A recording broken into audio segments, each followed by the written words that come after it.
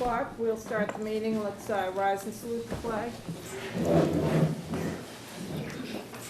I pledge allegiance to the flag of the United States of America and to the republic for which it stands, one nation, under God, indivisible, with liberty and justice for all. Okay, I first want to start the meeting and welcome our new members. We look forward to working with you. We had a nice orientation meeting. I think it was a great opportunity for us to, spend some time together and talk about some of the work that we do. And I also want to thank Barbara and Arthur for the time that they spent on the committee and all the hard work they did. And anyone who's done any of these jobs, I think, appreciates all the time that they put into that. So we thank them for their time and their effort. And it's time for first thing on our agenda is the reorganization. So I'd like to make a motion to nominate Beth Tolson as chair of the school committee. Is there a second? I'll second that. Could I make a motion to have Bill Blackley be chair? Yes, you can. I nominate Bill Blackley for chair. Second. Okay. So we'll vote on the first. So all in favor of supporting Beth Tolson as chair of the school committee? I move to make it unanimous then. So it's 4. Yeah, I mean, it's 3-2. I move to make it unanimous then. Okay, but I'd second your motion. I need to vote on it. Bill's motion. let's see how Danielle feels about yeah. that. That's fine. So all in favor of supporting Beth Tolson as school committee chair? It's unanimous.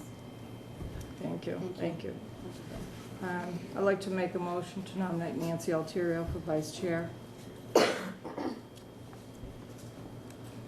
Second I make a motion to make Bill Buckley vice chair.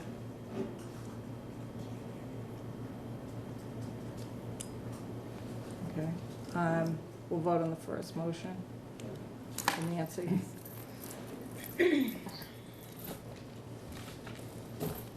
That's 3-2, that passes. I'd like to Again. nominate, Can we, to show you that it's unanimous, make it unanimous? so now we vote on Bill Buckley's amendment. That's fine. So all in favor? I'd like to nominate John Flanagan as secretary. Second. I nominate Danielle as secretary. Okay, so we'll vote on the first motion, John Flanagan. All those in favor? John?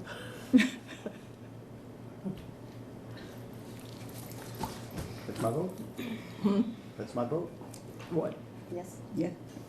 You're voting yes? No? Oh, no, you're not? No. Okay.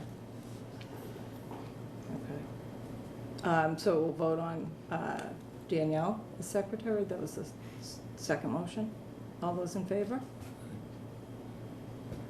Okay. I think you missed a second, though. Who seconded that? Oh, Danielle, yeah, we need a second. Oh, yeah, no, I seconded her motion, good point. I'll second the motion. Okay. All those in favor? Okay. Thank you. Okay, citizens' concerns. Anyone here who would like to speak on citizens' concerns today? No? Okay. And we have the Student Advisory Committee. Would you mind if I actually had one of the agendas? Oh, Yeah, right right here. here. You should have given me one.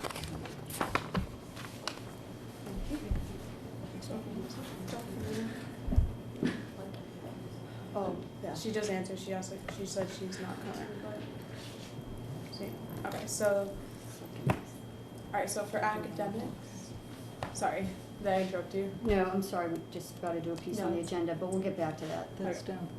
Goes down. Yeah, sorry, go ahead. It's okay.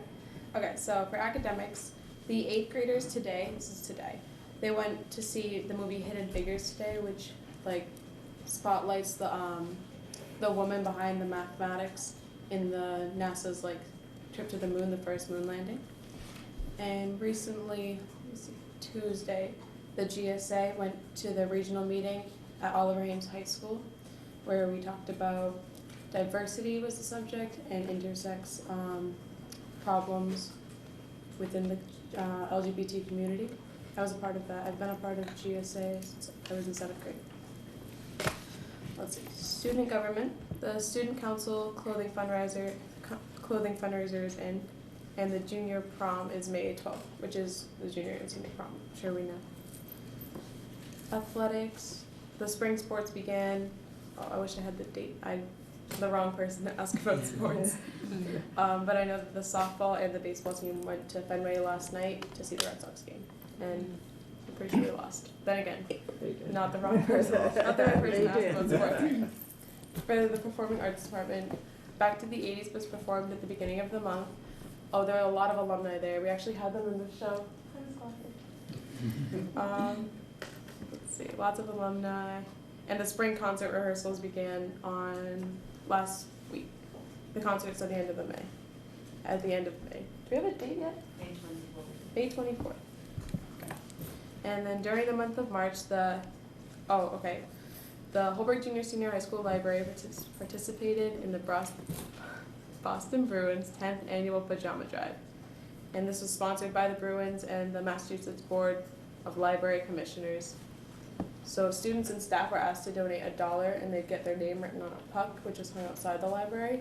And all the proceeds went to providing children in foster care system with pajamas to sleep in. And then the final walkthrough is April 30th.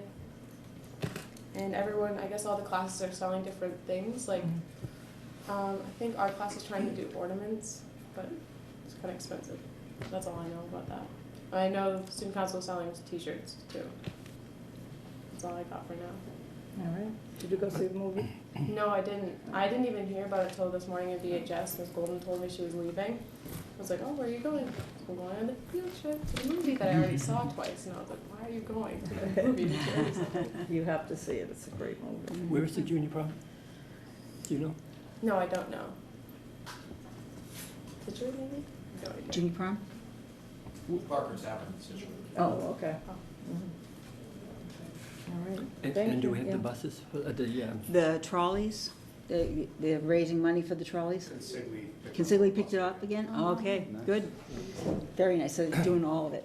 Doing all of this extra money carried over to next year's prom as well. How nice. That's great. They're wonderful. maybe we should Mhm. make a motion Yeah. to, Oh, we'll send a letter, a thank you letter to them, yeah. All right. That's great. All right, so the next item on the agenda is the superintendent report. Okay, the first, excuse me, the first item is the Holbrook Cares Survey, and Principal DeMello is going to update you on that.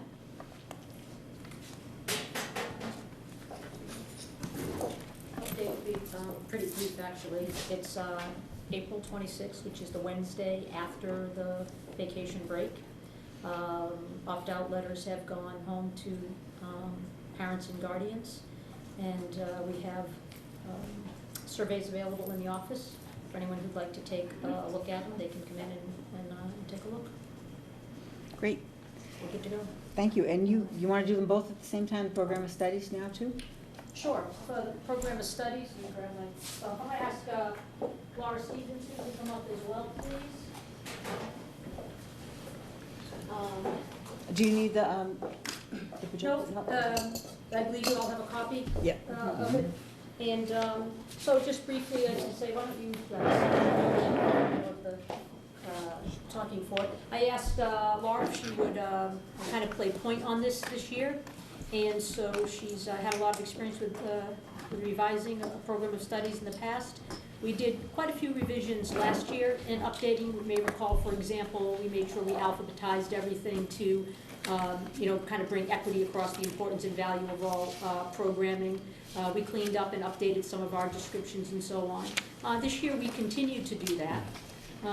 And we also added a couple of other features that I'll let Laura talk about. But you do have a summary page that she provided that gives you some of those key points of changes that we've made to the program of studies. They're relatively minor, but we think important in just kind of giving it a cleaner look and a more organized look and a kind of updated. So with that, I'll let Ms. Stevenson take you through what those items are. Good evening. Hello. So in front of you, you have an updated program of studies in its proposed version for next year. Of course, the front page, anything that we need to change in regard to the name, the logo, etc., could be changed. But we stuck with what we had for now. The school year was updated throughout. The welcome letter was updated as well. And we added a table of contents, hoping to make it a little easier for students as well as parents to be able to find what they're looking for in the program of studies. We've updated the mission statement that was voted this past fall and the expectations, the academic expectations related to that. We added information about course levels and expectations. You can find that on page,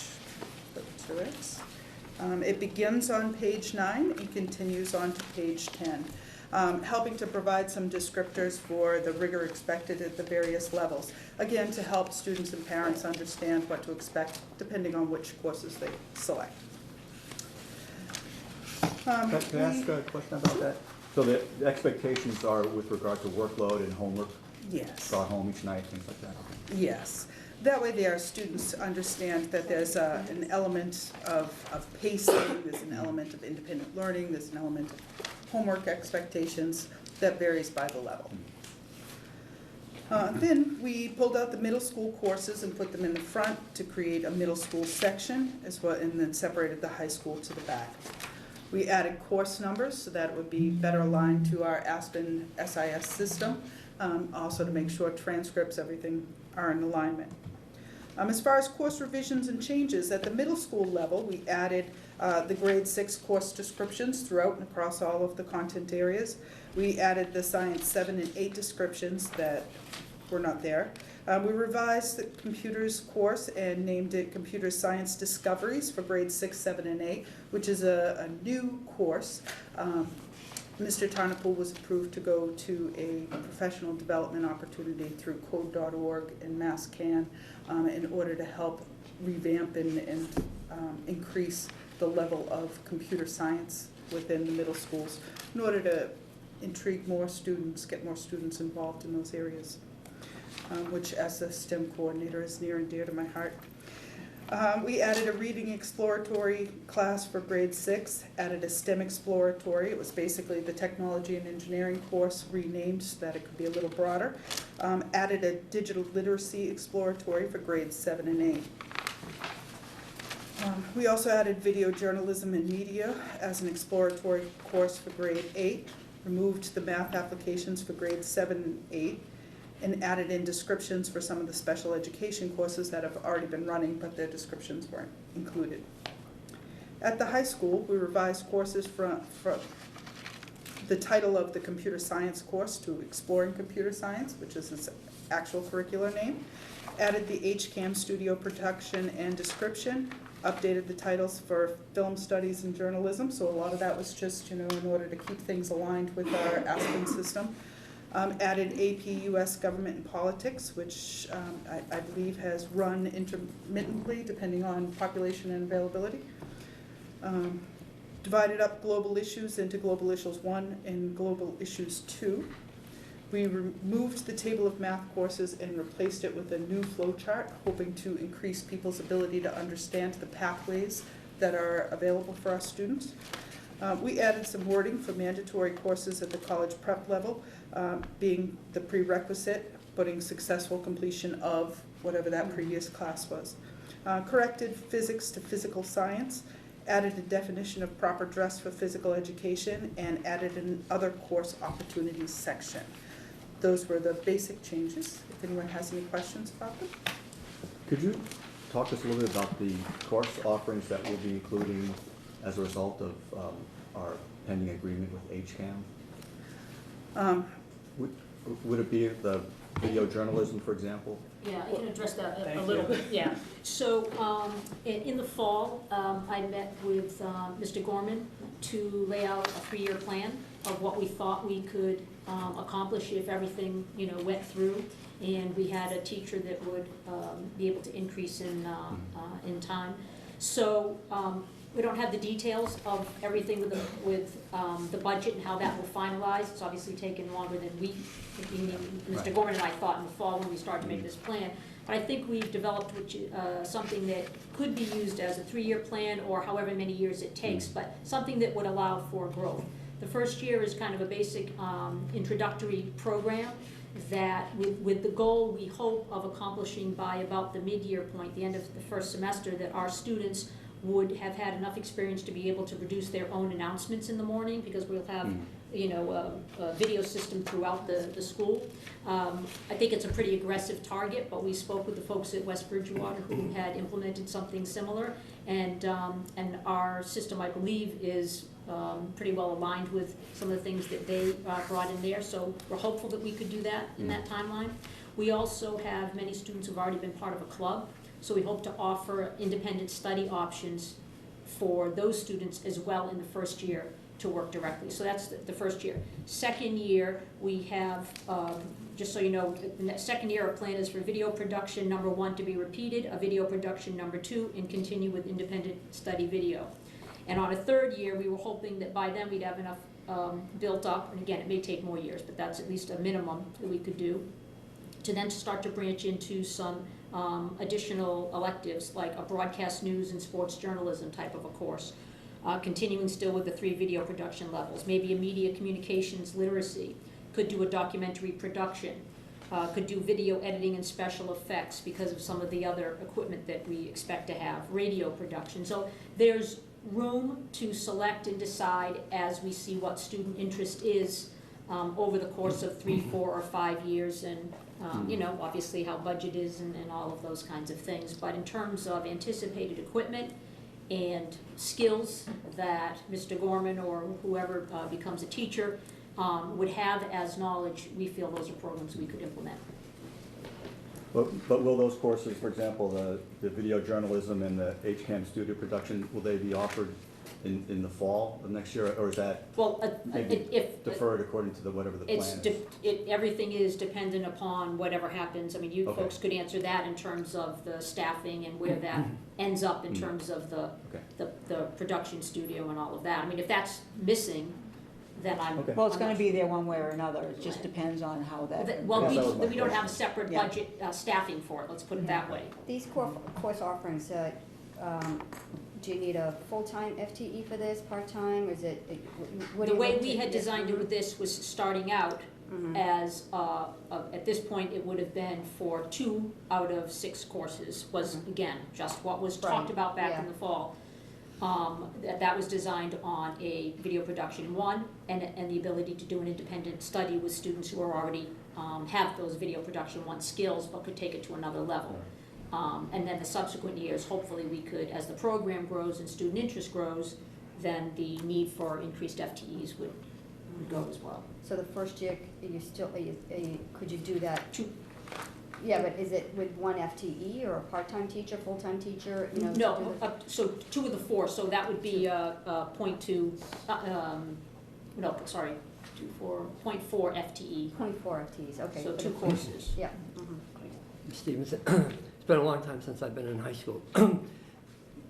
Physics used to be, or is that you changed to physical science, or The title just needed to be adjusted, because it's a physical science. It covers more than just physics. And it was So- pretty much a basic, that was something I can just speak to as well, Sure. because that was something I've been wanting clarification on, because we have it listed, have had it listed as a physics course, but it's a little bit unclear. If you're looking at, traditionally, a physics course is more something for juniors and seniors, very heavily math-based and very different. This was really an introductory type of a course that was on a much more basic level.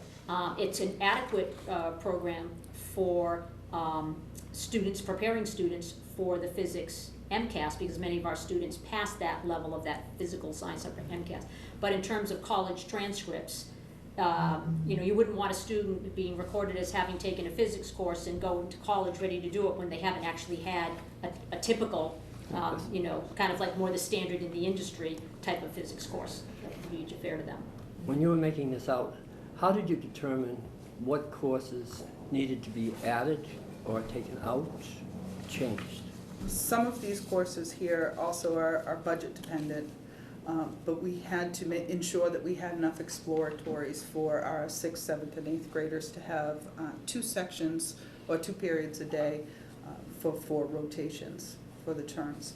So we used that, looking also at our staffing, at our licensure, and had some conversations, collaborated to make sure that we had some things that would lead us in the right direction, move us forward.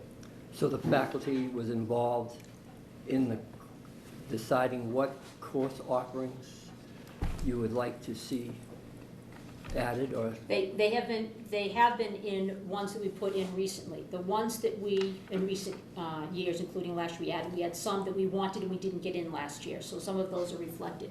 There are others which, quite frankly, are a little bit of placeholders that we have in there, but until we have a finalized understanding of the budget and who we're, what positions we're going to have. For example, we requested full-time, another additional part-time computer teacher, which would then make that position full-time, which would allow not only for us to have 6th, 7th, and 8th grade students have a place to go during their extra period, but would still allow us to maintain a high school aspect to our program. If we don't get that position, which it was my understanding we were not going to get, then we would only have a computer teacher teaching 3 instead of 5 courses, which is what's currently happening. But we need 3 sections alone just to service the middle school, or we don't have a place to send students on their extra period. That would mean the program at the high school for computers would be dissolved. We wouldn't be able to have it, because we need enough places. You need some place to send the students, and you have a new 100 coming in, but not additional extra personnel coming in. So we had to somehow figure out how we could absorb that with our existing programming. When you looked at the courses that you changed last year, did you review to see how well the courses were used by the students, or how many students were in the classes? Did that go into any of the decisions that you're making as to what you would like seen in this program of studies? Being that I'm still new, I've been pouring through Aspen, looking at some of the course numbers, looking at some of the enrollment numbers. So we have been taking a look at those things. Here it was more about making sure that we have options for students and places for students to go. We tried, but there are some programs that are in because of interest, as opposed to, if you're looking purely at numbers, in some instances that was not considered. No. In the past year, it's my understanding that the faculty developed a program of self-improvement, a 3-year plan, and some courses were listed. Are those incorporated in the plan, in this plan? So the school improvement plan, we're trying, again, it's you have to understand that what's in here, some of what is from what we're trying to estimate about potential budget, but because that hasn't been ironed out, I'm not sure where that stands. But we try, for example, desperately to get a health program in. It's needed. It's required by the state. It was a task that was part of our school improvement plan, and so that's something that we're trying to see how we can fit it in some capacity. In not being able to, in our regular tradition, for example, we have taken the physical education class, which meets once a term, and converted it to a wellness class, so they can try to do some phys ed and some health concepts. But it's, quite frankly, it's minimal, and I don't feel that it meets the needs of the district, or that we have the capacity to meet some of the state requirements around it. Okay. I guess it brings up the elephant in the room for me, and that is Latin. Is it true that there is only one student taking Latin? Yes. Is that cost benefit worth having Latin? It's not one student taking Latin, it's one student at the high school taking Latin. Yes. So there's Yeah, 100 yeah. and something taking it in There's seventh the and eighth. introductory down at, mandatory for 7th and 8th grade. There are approximately 100 seventh grade, give or take, students Right. taking an exploratory, approximately 100 eighth graders taking it as an exploratory, for which in the 7th grade they get it for 30 days, in the 8th grade they get it for 45 days. Okay. And then there is one student taking it at the high school level 3 times a week now. The exploratory, if you're a 7th or 8th grader taking an exploratory, that does not help towards, back in the old days, you had to take a language for 2 years for it to count when you were going to a college. With the exploratory, is that part of that requirement if you? No, but generally, to count towards, you know, a 1 or 2 or 3, you know, as you progress through, that's really when you get into the high school credit system anyway. And most exploratories are just that and wouldn't count for that. So your credit's really for that when you'd like a student to have year 1 or year 2, that begins at the high school. Although we do have grade 8 students who take Spanish 1, who could take Spanish 2 as freshmen and already be, you know, already start taking so that they could get to 2, 3, 4, and so on, higher levels by the time they go through. The current Latin teacher would be teaching how many exploratory, this semester, let's say, how many exploratory courses? Same thing, 2. 1 to the 7th grade students for 30 days and 1 to the 8th grade students for 45 days. And the other assignments for the Latin teacher? The other, so one is a world language course that's being taught to some of our middle school students. Did I say world language? cultures. Sorry, World world cultures, cultures, I knew I said something wrong. World cultures course. And that was to meet some of another portion of our school improvement plan, which was to help give our students a more global perspective. And then the 4th course that the teacher is teaching would be that, the high school Latin course.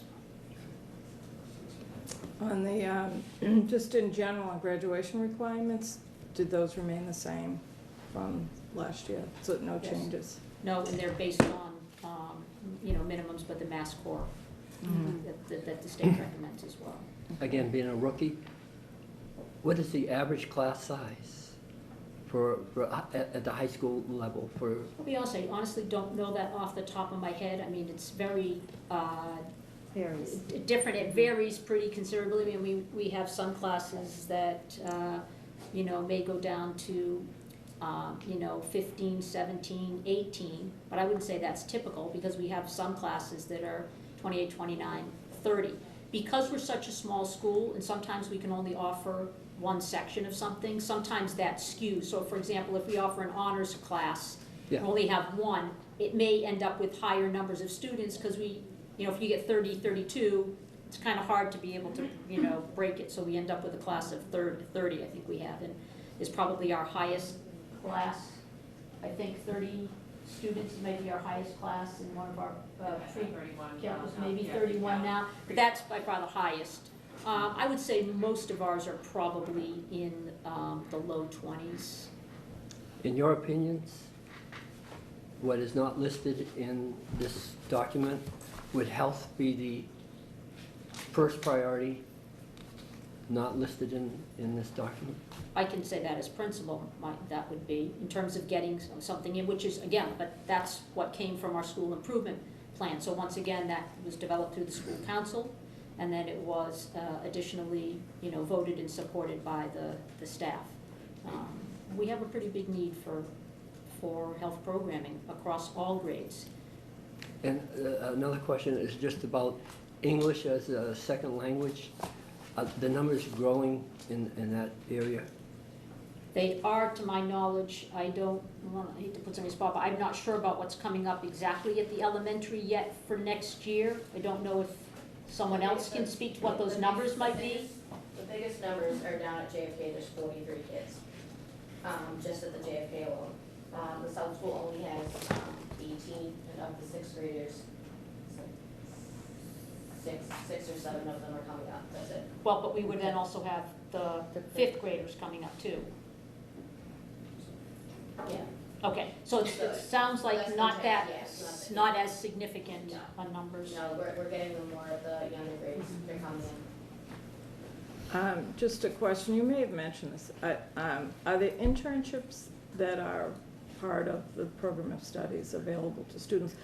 Like if a student wanted to intern with the tech director, is that something that, But not currently called an internship, but we Okay. do have sort of a placeholder in there for independent study programs, Okay. which is an option, which would be, for example, how the video production could be Yeah, run, or yeah. something like that. Or we have some students, sorry, what do you call the program, like a teaching assistant, we have some of that that's taking place, so a little bit different. But yeah. yeah, okay. I was wondering, do you have postgraduate courses? I think there's one here, exploring computer science, that would probably be good for an old guy like me.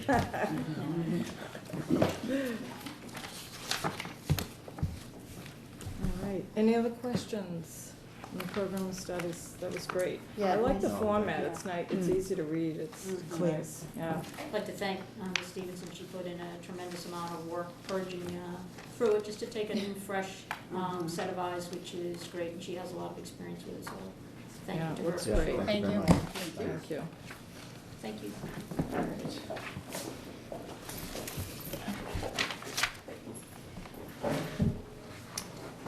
Okay, and the Y program is next, and Principal Mallory Stevens is going to give you a little update on it. Good evening. 2 weeks ago, Dr. Lally, Julie, and myself met with the coordinators of the Y program to kind of discuss what next year would look like. I thought it was a pretty good and productive conversation, so we discussed a few scenarios. Right now, kind of the definites, I think. I feel comfortable saying the definites would be a K-5 program before and after school, so it would mirror what's kind of already in place at JFK, where their before school would start at 7, go right up until our bell rings at 8:30. They provide breakfast. They usually get the kids active, just because research shows, if you're active before school, it kind of gets your brain going. And they do some other activities. And then after school, right when dismissal goes till 6 o'clock, again, they provide snack. There's a homework time, and they, get physical activity in there as well. Right now, it's K-5. They are exploring the possibility of a 6 to 8 program as well. But they just kind of need to look at, is there a need? Is it cost effective? So they're just kind of looking at what they could propose, and then it would be obviously a conversation for the middle school, high school level. One of the things that we kind of discussed was a ratio where we felt more comfortable, so that we're looking at a 1-to-10 ratio. I don't remember what it currently is at. It's up well within the state guidelines. All the counselors that work there are CPR, first aid trained. So that's kind of what they're proposing, what we're looking to include in our new building. So I don't know if you have questions. Well, I have a few, and I don't know if it's for you or for you, but, so they collect money from the parents. I mean, I'm assuming they take care of all of Yeah. that. Do they pay any rent or of anything like that? No, no. For that? And what about, in terms of other services, cleaning up after, do they take care of that? How has that worked? They do things like empty their own trash. They have one trash, but it is that our custodians do, are the ones cleaning the bathrooms, mopping the floors and things like that. We ask them to, be respectful of the space and clean up after their mess, but, our custodians we do ask them to kind of do the final clean, so. Do you know how many students used the program last year? At the South School, we have, we're at full capacity. They can't take any more at pretty much both schools. Next year, when we look at how many they can take, they really have to get in, have the area license. They have to get people to come in, so they can't give us an exact number. They feel comfortable looking at, the maps and the measurements to say at least 80, which is, I believe, do you know how many are at the JFK? No, I I'm just pretty don't close, it's know. 50 something. So needless to say, going up to 80, it's within the range we have this year. They're thinking possibly they may be able to go higher, but to be safe and comfortable, they're saying 80 with the hope that they could possibly increase it. So, Do you know how much do they charge? oh gosh, I believe it's 15, but they also offer some scholarships and things like that. I'm sorry. $15 a day. A day? A Yes, day. that's for after school. The before school care, I can't think of off the top of my head. And how A long? lot is of it- them are subsidized though, Yeah. which is, How long has the program been running? This is the 5th year, so next year would be the 6th year. And when the program was started, were other programs looked at? I mean, was there competition between the Y and other? Do you know? it was before I got here. I just was wondering if I'm not if sure. it could be done. There are other companies that do this type of service, but, where they're local and they offer a lot of programs for kids. That was kind of a nice partnership with them, but So it's not something that has to go out to bid or anything? no.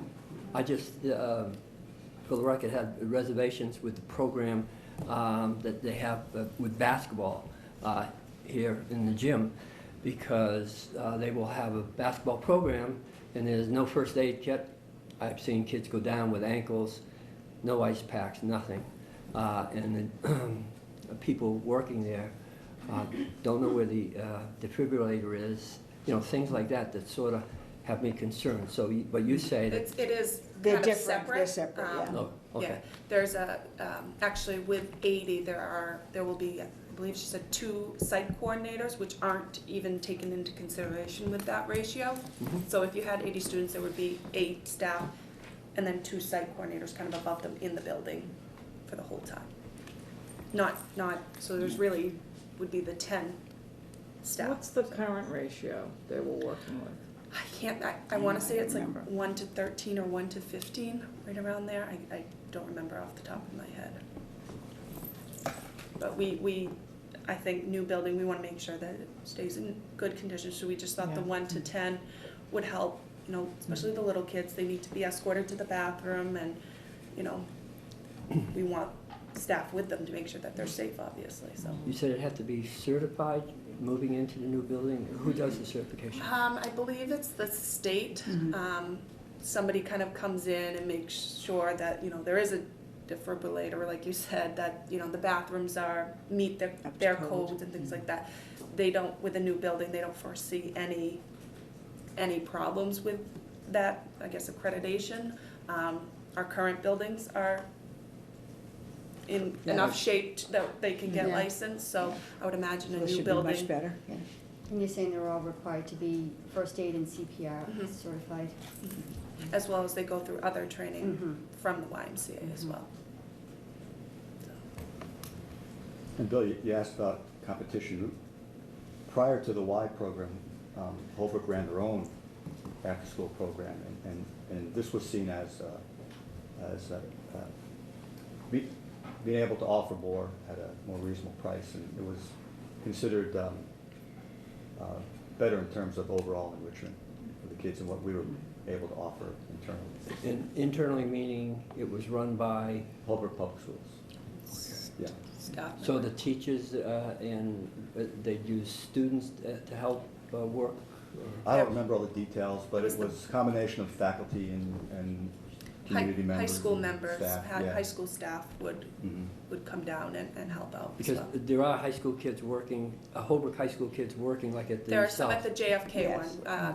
Currently at South, we don't have any. I think high you have schools. one that I know of, but Maybe. I know there's a couple, at least at the JFK.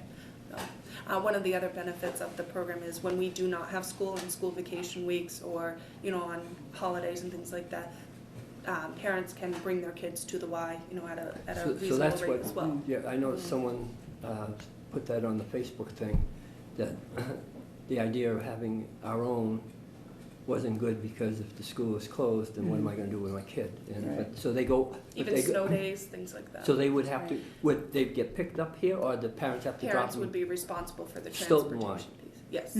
Not the Quincy? Nope, It's- it's a Stoughton. Stoughton. And do you happen to know why Stoughton was chosen, say, rather than Quincy or Brockton, or? I don't know. Okay.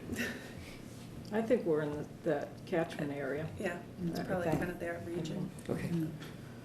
Because I know that's where the Charms place is Yeah. too, so Yeah. we're kind of associated with that Y. It's all been done over, so it's kind of nice too. Okay, thank you. All right, that's helpful, thank you. Thank I know a lot of parents were asking Mhm. about, what was gonna happen, Right. is it gonna continue, and Yeah. parents need to know, they have Yeah, to make their. Absolutely. So the plans, parents so. seem satisfied with the Y? They like the Y. They like Yeah, it, okay. yeah, there've been a lot of requests for the Y to continue. A lot of kids like it. Do they? Yeah. Good. Do we have the room to expand? We have lots of room. Yeah. We have different spaces, so I think that's the nice part of the new school, that they can, kind of divide them up too, and, That's good. yeah. Yeah, good. So the next piece is, I didn't put it here unfortunately, the building update. So today we looked at some graphics for the new school. There was a very nice graphic that's going in the elementary media center, and it's a depiction of Main Street in Holbrook. So it's got some buildings that, they took them from here, there, and everywhere. But it's a very nice graphic that's going to go up on the long wall that's up in the elementary media center. So Like a mural? yeah, so it's a mural, but they do it on some type of, I don't know how they get that graphic to go on there, but it was very nice. They had a representation of that. They also had another piece for where the robotics hallway is. There were some, so it's kind of an intermittent design, which they brought to show, and, it's really a lot of color, and it's gonna look nice, to kind of brighten up that area, because it was all grays and that, so this is, it's kind of nice that this is gonna showcase it. And they also had some, so the fitness center has the clear wall, and then it has an opaque section so that you don't have to feel uncomfortable exercising in there and having everybody see you. But so for the glass part at the top, they have these little wedges that they're going to put so that you can see the color of the wall coming through, so it looks like a design from the outside. So it's really kind of an interesting way of doing it. It looks like they drew it onto the windows instead of really having the color of the wall showing through and having these little triangle pieces. So it was kind of nice to see their creativity, and I think it's going to really be a nice addition to the building.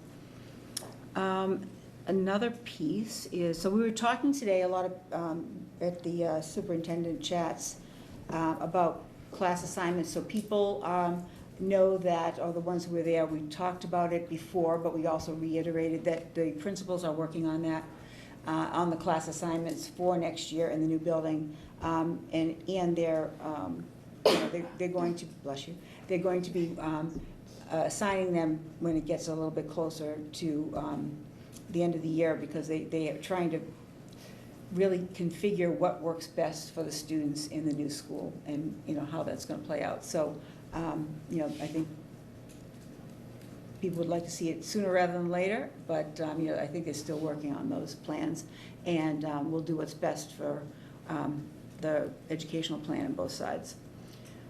And then we also have, Jorge has put together a plan for he had the courses that he was going to be offering. Now he has a schedule of when they will be, the trainings will happen. So he already has had a training where some people showed up, but he has also videotaped them. So we have, not videotape, but video recorded. And so he has those that people can avail themselves of. I have them, but thanks. And so that if they can't attend the workshop, they can at least look at the video and, or do both, and then reinforce it when it's time. So do you want to just kind of, thank you. Thank you. One of the things that we did the last time we did is asking for training. So I started designing a training, and I started giving trainings to people. But timing is a problem, obviously, for the teachers. So I discussed with Patty and Julie which is the best way to just make more offers and more options to train. So I come up with an idea to have 4 different types. So the first type is going to be this one, that is going to be me showing them how to do the things. The second one is going to, I talk to the people are going to come with equipment and show them hands-on training with the teachers. And we did something that I think is very important, is the deployment of the operational manual. So this is very cool because it's a website that we're pushing all the trainings, all the materials, video, and we have a virtualization of the Windows 10. So teachers can go and open it and just play with the type of technology that we are going to have. And that is, I think that is great because it's an opportunity for them to do it at home or any time that they have. And the last one is going to be with the people that are going to deploy the equipment, so they're going to have the opportunity to play with them. We have more or less right now 120 trainings on the operation. 129? Well, 120, around that. 120? It's a lot of materials. And obviously this is not the final one, because as we go and we acquire the equipment, there are going to be new trainings for everybody, for me, for the staff, and for teachers and administrators. It's a lot to cover, I know that. Trying to do our best just to, I think that the most important thing is just to send the documentation for everybody to have. So when they have an issue and we have to support or we have to troubleshoot, they have it in place and ready to go. On a voluntary basis? Will they have the Chromebooks themselves over the summer to practice on? I don't think we're going to have the equipment that quite in place, but we are trying. Actually, the problem that we have is that we have to acquire the building so we can start deploying. That's the big thing that we have, and we are going to break this in 2 stages. So the first one is going to be the administration, and the second one is going to be the teachers. And I only have 15 days in between. So it's going to be very interesting. But we are trying. We're working hard on that. When you refer to the people who are deploying the technology, did you mean the teachers and the people who will be using it in the classroom, or? The company. No, the companies. Actually, the companies. The people who are getting the equipment. Yes. Okay. Actually, the last one that you have, I'm sorry, eyeglasses, but it's the Heartland on-site training. That is going to be on 3 stages. One is me developing everything that they need to deploy the solution, and then there's a person that is coming to train us directly, and then there's another person that is going to be the first day of the school to be with us on the real scenario to help us to troubleshoot anything that we can face in real life. So that is very, very good thing. Is the training they're offering part of the agreement, purchase agreement? It's part of the agreement, yes, but we are just talking to the providers that they need to offer us more options on training, because it's going to be like a very short time, and we need really to go perhaps until the 2nd month when we are in school to keep going with the people, and people has to be available to do that. Actually, I think that there's 3 months that I'm going to be on training only for the building management. Do they seem receptive to that request? We are trying to push it. We are trying to convince. Actually, I'm doing a lot of hard job, going and talk to people and show them and trying to make this happen. Yeah, there's issues about that. Timing is a problem, right? And all the teachers are really, really busy with assessments right now. INCAS is one of the things that we are. So they don't have that time. But every time that they have an issue, or I can go and just show them, I do that. I would also like to say, showing my ignorance on computers, when I was assigned by Bridget the computer, Jorge was nice enough to come to the house and show me how to do it, give me a quick lesson so I could start getting the school committee stuff, and I appreciate that. Thank you so much. And that's something that I'm going to try to push with the teachers too. We're going to be available for them actually after hours, so we can just make the things smooth for them. So these August dates, those are the dates that the teachers are coming back. Well, this is only Are one they- August date, right? Is the last one is in the August. Now, the dates, we're still working with Julie about the dates because we have to just make it with the calendar suitable for everybody. But this, yes, this is going to be That's- one day before and one day after. Those are the trainings, because we are going to train on site with the Okay. environment. That's one. Yes, Then that's the only one. The Heartland program is for the school lunch only. yes. It's not, it's Oh, not for okay. teachers. Okay, okay.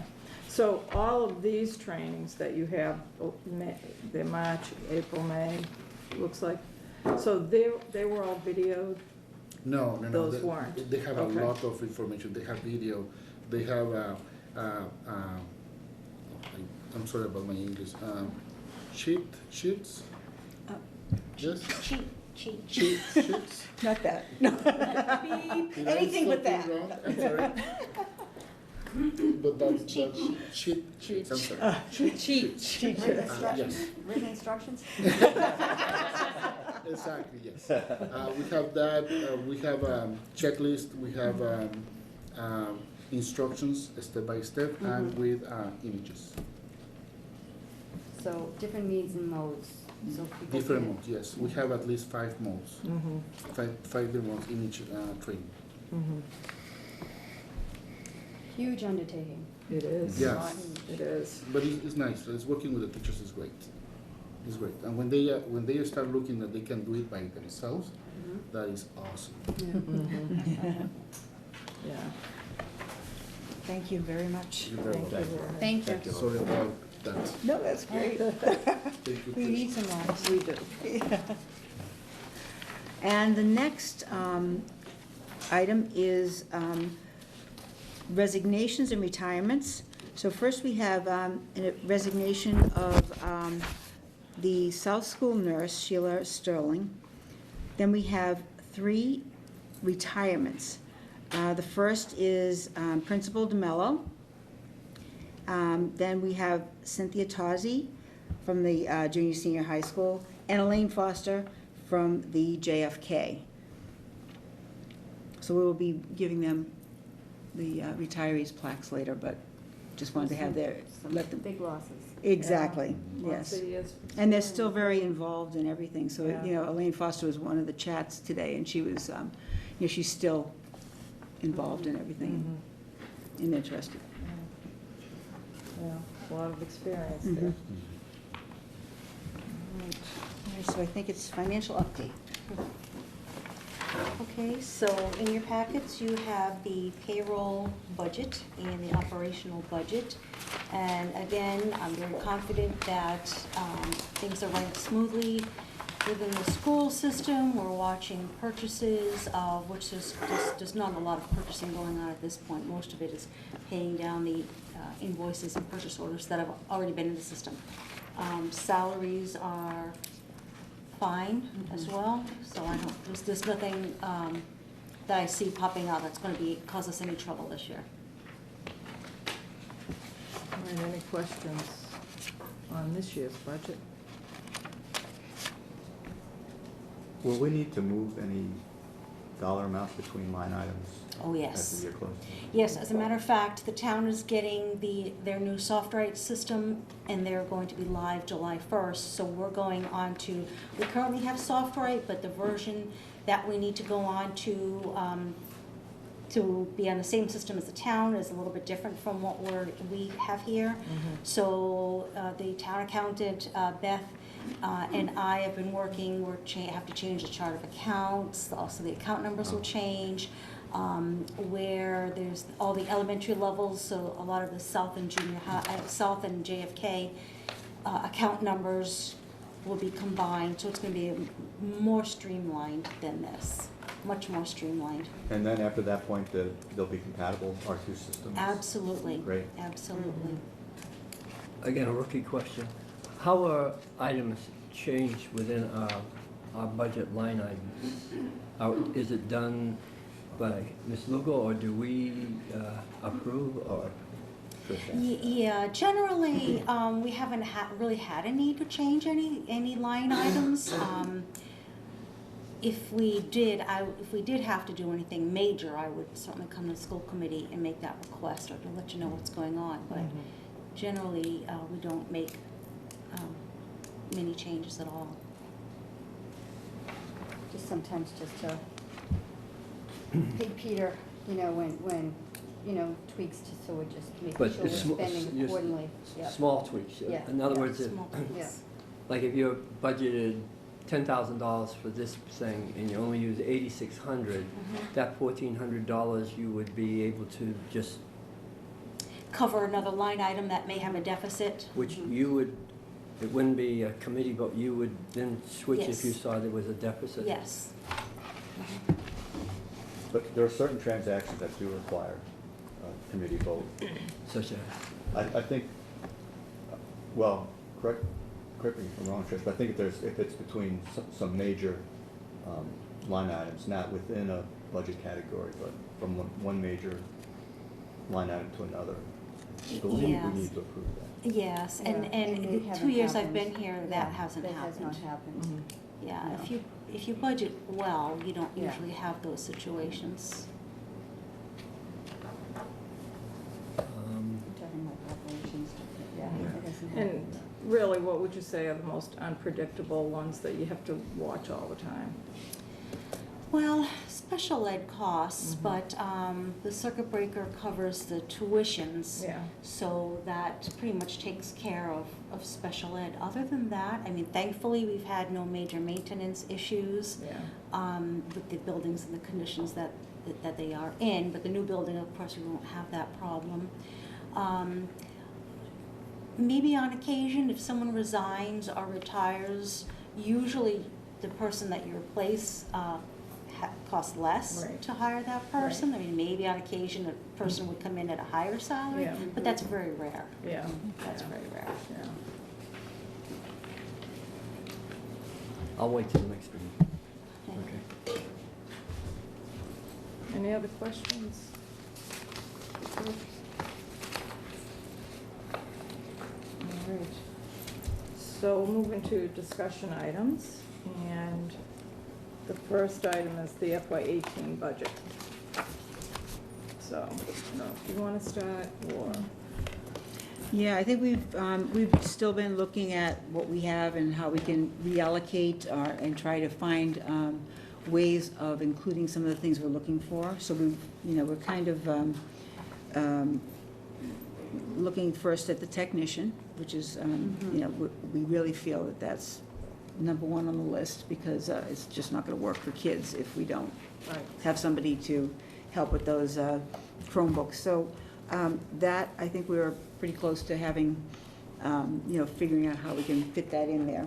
And also, which is one of your other items there, is there was money in the budget for the two buildings being carried on during the summer and until you need to, whatever you decide to do with them. In So there this was, year's in this budget. year's, yes, it was already in there, so, Okay. yeah, so we have that. And that's another, I know that's later on, so, but at least we have that so far. So we're continuing discussions and trying to figure out, where we might not spend everything. And that would hopefully give us something that, we can look at for next year. so, where we are right now with FinCom, they have a proposed budget for us. It's is it 3.7 increase? Yes. On, Three yes, 3.5 something, Yeah. almost 3.6. because they didn't, 3.6 yeah, if you did take the increase. transportation into that piece Okay, too. all right. So that's looking like that's the number that we're gonna have. Did they finalize yet? No, No, no, okay. and it won't be final till town meeting. Right, but But did they this is- finalize their proposal? Yes. Yes. Okay, yeah, that's what I thought, so, yeah. So, Yeah, that's what's gonna be presented Yeah. at town meeting, and more likely than not, that is gonna be the Right. budget Yeah. for. Yeah. So this is what we need to be planning. Right. so we, So that's we're just gonna have to build around that number, and it means there'll be some changes, because there are some costs that we know that are increasing. Right. We know the special ed tuition rates are going up, and we know transportation costs are going up, so. Yeah, so those are things we have to look, see if we can, Mhm. At this moment, where do we stand on busing? As far as, what the scenario will be. yes, That's, I think people were looking at the mile scenario. So anybody who's lives a mile or more would be bused, no matter what grade. So that's what we're looking at, and, you know, I think you'll vote on that at some point, Right. when we realize, you know, Budget. the budget, right? So, because that was the most, you know, desirable one, but, you know, looking at the budget and seeing how it'll impact it. So what had happened, Trish had run different scenarios Don't have it. of the transportation and, yeah, I remember her I was gonna say, presenting. there's a Yeah, map in it was there, over right, there. right. yeah, yeah. I just didn't know where you stood as far as what you decided. Well, this week I've been in touch with the routing company, not the busing company, but the company that runs the transportation software that creates the routes. And so they are they're putting together the scenarios of the bus routes right now. I mean, I asked them this week to get started on it, so next week is vacation. I won't be here most of next week, so hopefully the week after that, they'll give us actual names of the children and what routes they'll be on. And then we'll review them, make sure the children are put on the right bus routes, make sure we have room for everybody, so soon we'll have definite answers. Dr. Lau, on this budget that was given out, is this the current, all the numbers here, is this the current one? Like, have we cut anything out? This would, the one that was presented, I think in, It should be the It's the proposed budget. yeah, but I mean, as far, are these, There will be cuts.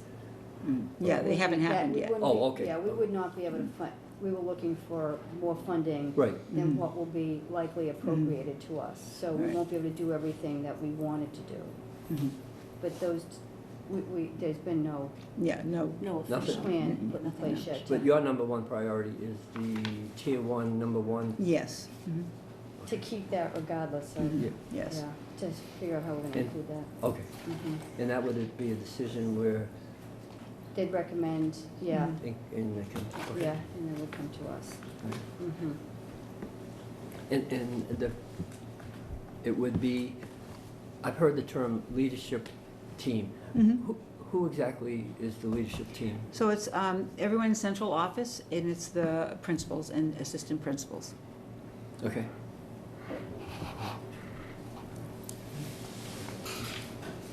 All right. Any other questions on the FY18? I'm sure we'll be spending a lot of time talking about it. All right, so the next discussion is the turning over of the existing elementary schools to the town. And this is something that there's been a lot of discussion about in town and a lot of questions. And so my thinking is that, you know, we'd be looking at this in two tiers, really. Because I think the South School, the decision to turn over South School is an easier decision. And then the JFK is a different situation. So, you know, we could talk about South School first and then talk about JFK. What I can say about JFK is that there were preliminary discussions in the past month, I would say, about subdividing that property so that we could maintain a possible potential access road in the fields in the back. And then what was left would go back to the town for them to use however they want to decide to use that.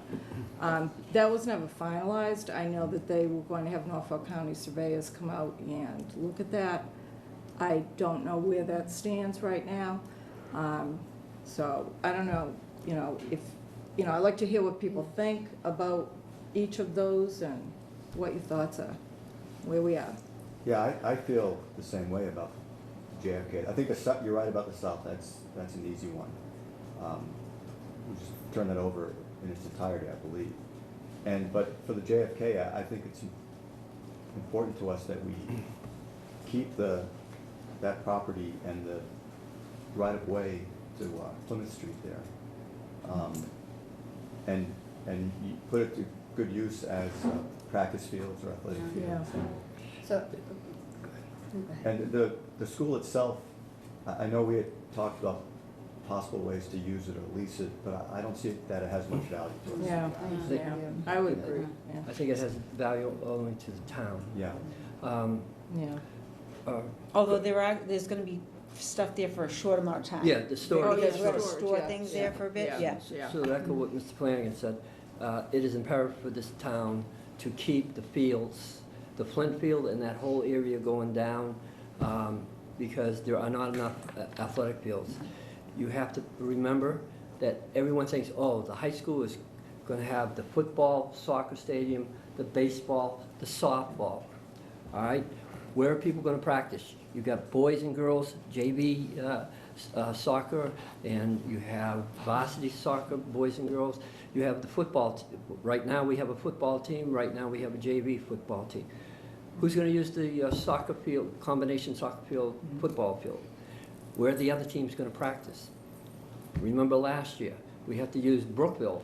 We just went down there and used Brookville, and we used the JFK. The JFK, in my opinion, is not safe to practice soccer. There are so many holes there that kids can injure themselves. It needs to be worked on by the town. And I think the town agrees with it, and I know the soccer people are in favor of it. There seems to be all the groups coming together saying that we will use that between the schools and the town soccer and whatever, in baseball. And I think we have proven with the Flint field that the school and Little League can work together because the girls softball's taken over. My question is that, like the South, for summer programs, we have robotics. And drama. Drama. Do they need to be in separate, can both be used at the JFK, or is there a particular reason it has to be at the South? Yeah, we have programs that are special needs and the young children at the JFK that, you know, I think that was one of the original things with the new building. The people did not want high schoolers mixing in with, you know, the kids who were doing the academics. So we're trying to keep them separate for the summer. Oh, so there are going to be... They're programs up there, right. Because I was under the impression that No, they should be, right. They are definitely going to have programs there. And the other thing about the South would be the moving of the furniture. Right. How that times. So there'll be some of that will be moved if it's salvageable. It'll be moved up to the JFK if it's something decent. And there'll be some furniture that's left there for the use of the drama club and the robotics, but not a lot, because most of that has to be gotten rid of in that time period where we're paying somebody, or the building project's paying them to get rid of it. So you said there was money in the budget to cover the South and the JFK. Keeping them just like heat and whatever. Oh, yeah, light, the maintenance, Yeah. and insurance and all that good stuff. Do you think there's enough to last, like for the South, to the end of August? Yes. And for the JFK? For probably for months, depending on, you know, because if you're not supporting the South, now you can take that money and put it towards, because there really weren't, there aren't any big repairs being made, and that money was allocated in case there were some repairs during the year. So now that there really aren't gonna be any big repairs. We're at the end of, getting near the end of the year, and if everything holds out, we shouldn't have to spend that money on repairs. So when the keys to the new school are turned over, then that would mean we would be free to get rid of the South to the town, or give it back to the town? Not until the end of the summer, because Yeah, the keys are given to us before that. Oh, the keys are, Yes. I thought, okay. Yeah. All right, so at the end of August, it would be safe to say we have no need at all Right. for the South. Not that we can think of right now. So I would like to, on that note, motion to move this, the turning over the schools to an action item, and motion to turn over the South School when you're, when you're done using it, over to the town. and then hold on deciding what we're gonna do with the Kennedy, to just look at that access road. Yeah. Just hold off on motioning to turn it Yeah. over to the town Yeah. until we get an answer about what we need to do with regards to the fields and the access road. Mhm. So look at that at another time, but motion to turn over the South School to the town, subsequent to its, summertime Okay. use. So what we could do is move that South School to the, An vote. action- a vote, And right. JFK, let's So put the that town on knows for that the they have next this, agenda to talk Mhm. about again and see if we can I'll get more information. Mhm. When you about say access road, it's my understanding that if you're facing the front of the JFK, what you're talking about would be a road that possibly could go in to the left of the building, right around the property line this way, but we would also want to have access on the right side where the water comes in, or are you talking just, Well, so I don't have the answers to that, so that's why I think there needs to be Okay. additional discussions of, what is Yeah. possible, what is Okay. feasible or isn't Yeah. feasible. But it would be nice if we could create another access, and I know there's been a lot of discussion Yeah. about trying to get another access in and out of the. And the building Yeah. committee, the building We got a project looked price, at it. Yeah, Yeah. we did And get a it was, price. yeah, it was a price for It's that. $1 million. Yeah, it was that, that was the bridge though, right? That's the bridge, but No, there was there was a also before road. that, there was a road A that was road. suggested, and that was $1 million. But, Because you have to take the vernal pools and everything and move them somewhere else, and, Take on the conservation people. yeah. yes.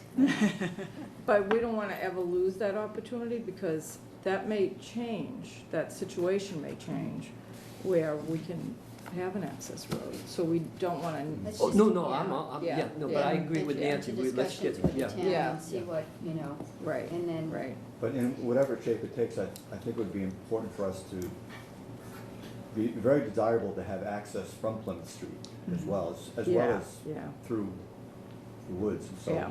I don't know how that would happen or what form it would take, but I think that would be important to keep maintaining Have that that access. opportunity. Yeah. In the old days, we used to be able to walk through the woods. Yeah. People used to walk through the woods over here for Revere Acres, Yeah. from Revere Yeah. Acres, you know? Yeah, Yeah. The old Yeah. I days. know That's- there that are all one. kinds all kinds of trails back there. So is there a second on the motion? Second, Yeah.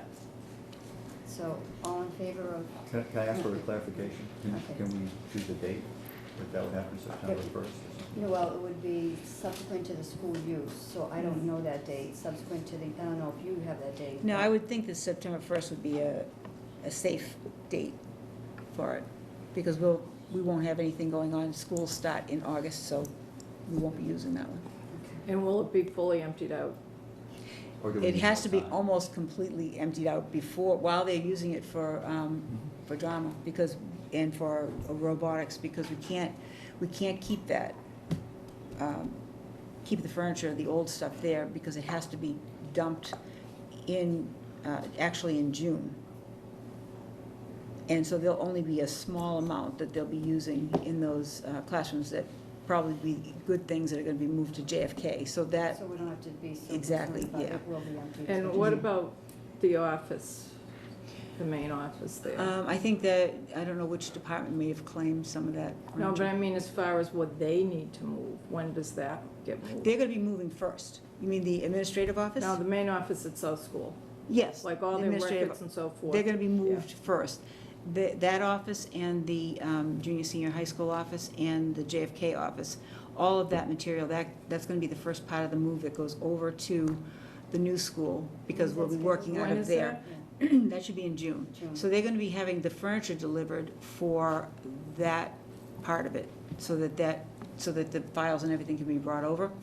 And then, so those will be the first part of the move, and then the other piece, and central office here too, so that those things, people will be operating out of that building instead of operating, can't operate out of this one after a while, but, instead of operating out of the other two buildings too.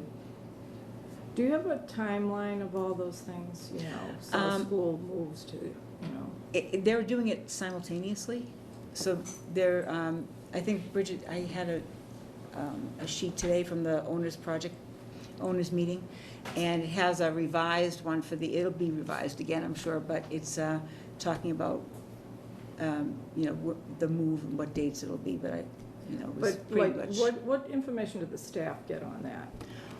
They already know when it's gonna be and when when they have to put their, have their boxes ready. So it's that, right after school gets out, that day is now on a Friday, the Right. 16th, is it? And so they have to have their boxes ready then, and then the company takes that, and they'll take care of it. So they're not gonna be doing any of that moving. And they have to have their personal things out before that. Okay, and then I'm thinking of the people that work in the summer, you know, the secretaries. They're gonna be moving over there. And when would they be actually in there and working there? Well, they're moving the administrative pieces from June 1st to June 15th, so it'll be before school gets out. Okay, So that's gonna be moved over before school ends, and so they'll still have their, you know, until school gets out, they'll still have the desks here and that, because they're getting new desks Yeah. and all of that. So that won't be a problem, so they'll still be able to work in the schools they're in, but their new things will be all set up. And most of their things are electronic. I don't think they're gonna need the file cabinets. You know, a lot of the things that we're saving are documents we have to save, but they're not necessarily what they'd be using on a daily so basis. those could just be transported Yes. now? Mhm. Okay. Yeah, so that's, you know, those are going to be before school gets out. Media centers, they're gonna be putting some of the furniture in there, so that when they bring it over from the media centers, they can put it right on shelves. So they're gonna deliver the furniture for those. And, you know, any of the storage shelving in some of the storage rooms, they'll have that so that they can just take whatever's gonna go in there and make sure that it gets onto a shelf instead of just leaving it on the floor, because then you're moving it again. So they're gonna have some of that already in the building, so that we don't have to, you know, move things around a second time. And then when they're gonna start with, the other is gonna be, it says July 10th, but it will be actually July, oh no, I'm sorry, it says July 10th, but they're gonna start moving some of it out of the buildings right the week after school gets out. So the motion would include a September 1st turnover to the Yeah, town. and that's Of a the safe South School. date? Yes, Okay. yeah, because they'll be back in school, we won't Okay. have any summer programs Okay. then. All right, okay, So we vote on it? Yeah, vote. yeah. Bill second. Oh, you Second, did yeah, second, yeah. okay. All those in favor Aye. of turning over the South School by September 1st? And would you notify Mr. Gordon? I will. I'm sorry, I have to go, I have another meeting. Thank you for coming. All right, thank you. You appreciated your Yeah, thank you. information. See you next time. Thank you. Okay, and then for the next meeting, I'll have an update on the JFK situation to see, I don't know where he's at. Tim was involved in that. He was getting someone to look at the property to see about subdividing it, so, Okay. all right. All right. So the next item is the naming of the schools. And we do have a policy on that, so I know the superintendent's And I gonna think you talk about have that this. in your packets there. So it has the policy, and it also has a suggested procedure that you might want to use. So to get people's input, I thought it was important that you have a subcommittee of the school committee, because you ultimately have the opportunity to make the decision. So that if you had a subcommittee that would review community members' suggestions. So we would set up an electronic means for them to send their suggestions, and we would post the announcement on our website, and we'd use, you know, Facebook or whatever, so that people could, they'd know that they can submit a suggestion for the building's name. Or there's actually two different schools, so they can make suggestions for both or either. And then we can advertise it, and then at the end, the school committee, subcommittee can go through the suggestions and bring what you like to the full school committee for a vote. The first question was, at the last permanent school building committee, if I'm correct, we were given a drop-dead date of April 19th. They've changed it. It's May now. Yeah. May, what's the date? What's the date? May 11th or? May 17th. 17th, that's right. Okay. And you said 2 names, so the administrative wing would, so you're just. Yeah, it's just the 2 schools that they're looking for the names, so they have these really nice chrome lettering that they have to put up there, and they can't do it until they they get a name. So at that meeting on the 11th, they must have the names in order for the project to. The 17th, I'm sorry, yes. To Right. continue without any delays. Right. So we have from now until then to make the decision Right. and get a lot of. Do you think that it's worth having an open meeting where people come and discuss? I think you run into the, then it's too much of, you can't really consider what you've got. If people are really interested, they'll submit something, and then you can, sit quietly and think about it, because if you look in your policy, there are certain regulations for it. So I think that's what you'd want to do, is, consider what's been submitted, because, that way you've got the time to talk about why, and people should probably put a reason next to the name that they're suggesting, because if you look at the policy, and I'll put the policy on the website too, that it says something about it could be a person who has, who lend dignity and stature to the school, significant or pertinent events. So you would want to have someone putting a rationale for the name that was chosen. And that this way you can discuss that in a subcommittee rather than, you wouldn't be able to do that in an open meeting. You need the suggestions in writing. I Right. think you need to have them in writing. Right. For consideration. Right. I think they should be in writing. Oh. Yeah.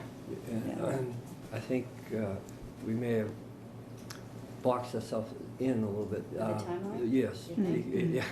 I mean, I'm not sure why we're doing it now instead of when we first decided we're going to build the school, because whoever gets that subcommittee is going to have to I think answer. that's a discussion that, would have to, I think it's a good discussion to have at the subcommittee. Yeah. Because it's a really tight timeline. It's going to require a lot of time, and people, if they were hot under the collar about the bulldog, I'm sure there'll be a lot of discussion. And while I'm at it, I just want to tell people for the camera, I am not endorsing any particular form of bulldog. I have bulldogs on my tie, and I just want you to know, okay? That's hysterical. I'll talk about the logo later. Okay. Okay, so yeah, so this is going to be, this committee is going to have to work fast. And, it'll be intense. But, the good thing is that people, it's going to have to be really well advertised so that people know they have an opportunity to participate, so.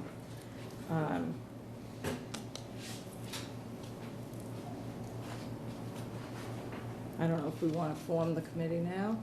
People want to, I don't think we can delay. no? Do you, yeah, yeah.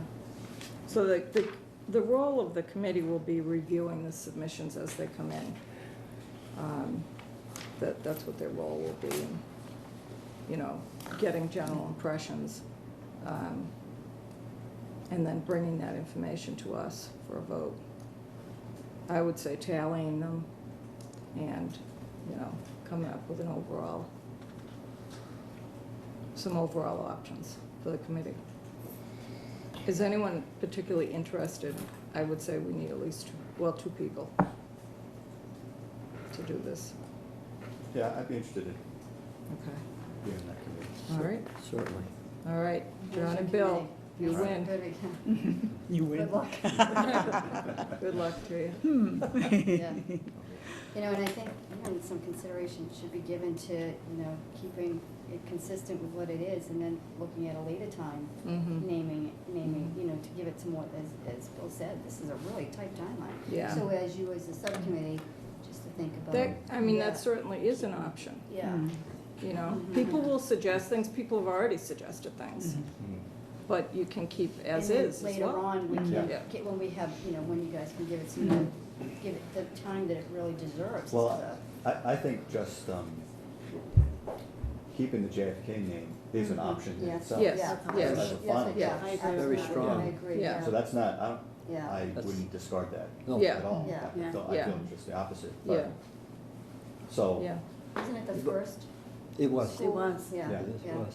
Mhm. The other concern is, if you don't name the school, to then name the school later, I mean, the school building project picks up the cost of whatever. This- well, Oh, it's right, yeah, but right. then just adding one additional piece to it, so Holbrook, Holbrook Junior, Senior High. Middle- whatever, middle. Holbrook Middle high- senior, it'll be middle senior. senior, no Yeah. matter what it And is, then, it's if, middle. if we're gonna, Yeah. like, think to give it like a JFK name or so, it's just adding a couple more Yeah, letters to Yeah. it.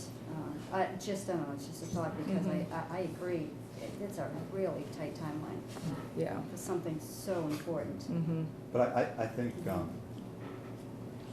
we have to make a final Yeah, choice. I don't think we can defer. Yeah, yeah. Um, And the other point is that there are many, I was talking to you about Yeah, this, that there yeah. are many naming opportunities Yeah, in the new building. within the building. Correct. I don't think we need to tackle all of those now, but I No. think Just the the school two. names are Right. just Just the important, two. yeah. But I do think we need to come up with a policy as to Yeah. naming, how we're going to go about naming Naming things. spaces. Yeah, Mhm. well, we need a plan for that as Yeah. well. And I think I have to take a look at, is there another policy that's related to this? This one is naming the facilities. I think we have another. For naming spaces. Yeah, another naming policy. We'll have to check, We'll have to look because for that will really be the second phase of this. And the spaces when in a new building are typically named, takes, a year, the first year you're naming spaces. It doesn't happen when the building opens. No. And there are, like you say, there's lots of spaces with, opportunity for naming. Especially for certain people Yeah. that we want to Right. honor. I think we need a larger strategy for that. Yes. For that naming. Yeah, I agree, yeah, We'll have to talk about that some more. yeah. All right. Yeah. All right, well, you guys will be busy. So, people will be submitting it electronically? So Jorge will be happy to set up something. So- I should have told you about that first, but So I know you can do it, so. I yeah. do think that there should be a paper option. They can do that. They'll at be able to. all the public drop it. places. Yeah, they can drop it off If here if they want. someone, yeah, because some people, Right. that they're more comfortable with that. so you're gonna determine the data fields, like what the content of what you're trying to collect? Like if someone is recommending the name, you'd wanna, you wanna have some sort of explanation why, so whatever form, just to Yeah. identify Right. Yeah, we'll have to Yeah, specify yeah. what we need. what you need. Yeah, so Bridget could, if you want, because it'll expedite things, since you're under a tough timeline, could make a form. Oh, That yeah. could be on our I website think and on We need to the, rely on the yes. central office. Yeah, but they Right. need to know what Much as possible. fields they Right. want, what Yeah. do they want? yes, it would have to be which school, the name, and the justification for it, or the rationale. And who's suggesting it? I mean, it could be anonymous, Yeah, but, it's up to them, yeah. Yeah. anonymous, Yeah. but. Jorge, did you, Yeah, we can have a format, and then we can just put it in a electronic well in the website, yeah, and that is going to drop in Excel file automatically. without Right. Oh, good. Mhm. So we can just send Yeah. that to you so you can vote on those. That okay. is easy to do. We just have to add the ones that might come in by paper. Right. And we'd have Yes, to- but we can do that manually. Make it clear the end date too. But also to be Right. clear, that we're not asking the community to vote, we're asking them to suggest Right. names. Right. Yes. To So, suggest. yeah. Mhm. Yes. Yeah. For them to vote, so we can have the Excel file, and then the Excel file can just add the names Okay. that are conventional, the names that are. Right, and then you can sort them so you can see if sort there's them, and then you can 25 do a of the vote same. without- Right. Mhm. Right, that'd be great. Mhm. Good. All right. So, the next discussion item is HCAM. May I, Oh, before we sorry, start, yeah. to publicly, I have been in touch with the State Ethics Commission, and I want to formally say that I was elected to the Board of Directors of HCAM in February of this year, and of course, I was just elected to the school committee. The HCAM possibility of merging with the school system has been ongoing for a long period of time. I asked the State Ethics Commission whether I could participate. So I publicly want to state that they have said at this time, and this was a telephone conversation, that I cannot discuss or vote, so I will be quiet for a change on the subject. All right, okay. Yeah, so we did start discussions, the school committee did start discussions with HCAM at the, around Christmas time, on the holidays, so. And over the course of January, February, March, we have drafted an agreement, and we continue to be in discussions with HCAM just to try to finalize those agreements. So, and it requires a lot of, it required a lot of thought, we had to think about, student safety. I mean, the concept of a partnership between the district and HCAM, it's a great concept. But to bring that concept to fruition, there was a lot of things we had to consider, including the safety of the students and as well as other considerations and liability and so forth. And it had to go through many channels, including the subcommittee of HCAM, the subcommittee of schools, our attorney, HCAM's attorney, town council, as well as bond counsel. And so it has gone through that, and now it's just kind of working. We're just trying to finalize a couple additional details, and we're very close. I think we're very, very close. But, Yeah. it's something that we probably should have started this discussion, 2 years ago, or a year and a half ago, but, it's brought to our attention Yeah, it came to us in December, so late December. we've been trying to move it as quickly as we can, but like Nancy said, there was a lot to it, a lot legally to it. And where we are now is really looking at the financial details to make sure that, we have a good benefit from the school committee's perspective. And, that's really where we are right now, so. And Zach is here, I Oh. don't know if you want him to. Did you wanna, Yeah, would you mind? no, go ahead. Yeah, so I just want to talk about it real briefly, because we all know we're kind of up against it. There's a pretty hard deadline coming up. And, probably HCAM, we want you to know, we want to still get this done. We're still willing to do everything that we've agreed to in all these conversations. The deadline is not ours, it's yours. So we hope that between now and that deadline, either you guys can determine whether or not you want to move forward or not. And my understanding is if the deadline hits, you need to invest, and the school building project needs to invest in some of the equipment that we were potentially willing to invest in, that the deal potentially is not going to work out. And I want to know, if that's kind of the feeling of the board. And so we sent you an agreement this afternoon that needs to go back to legal through you, through ours. So if we're spinning our wheels on something where the deadline. Were there a lot of changes to that?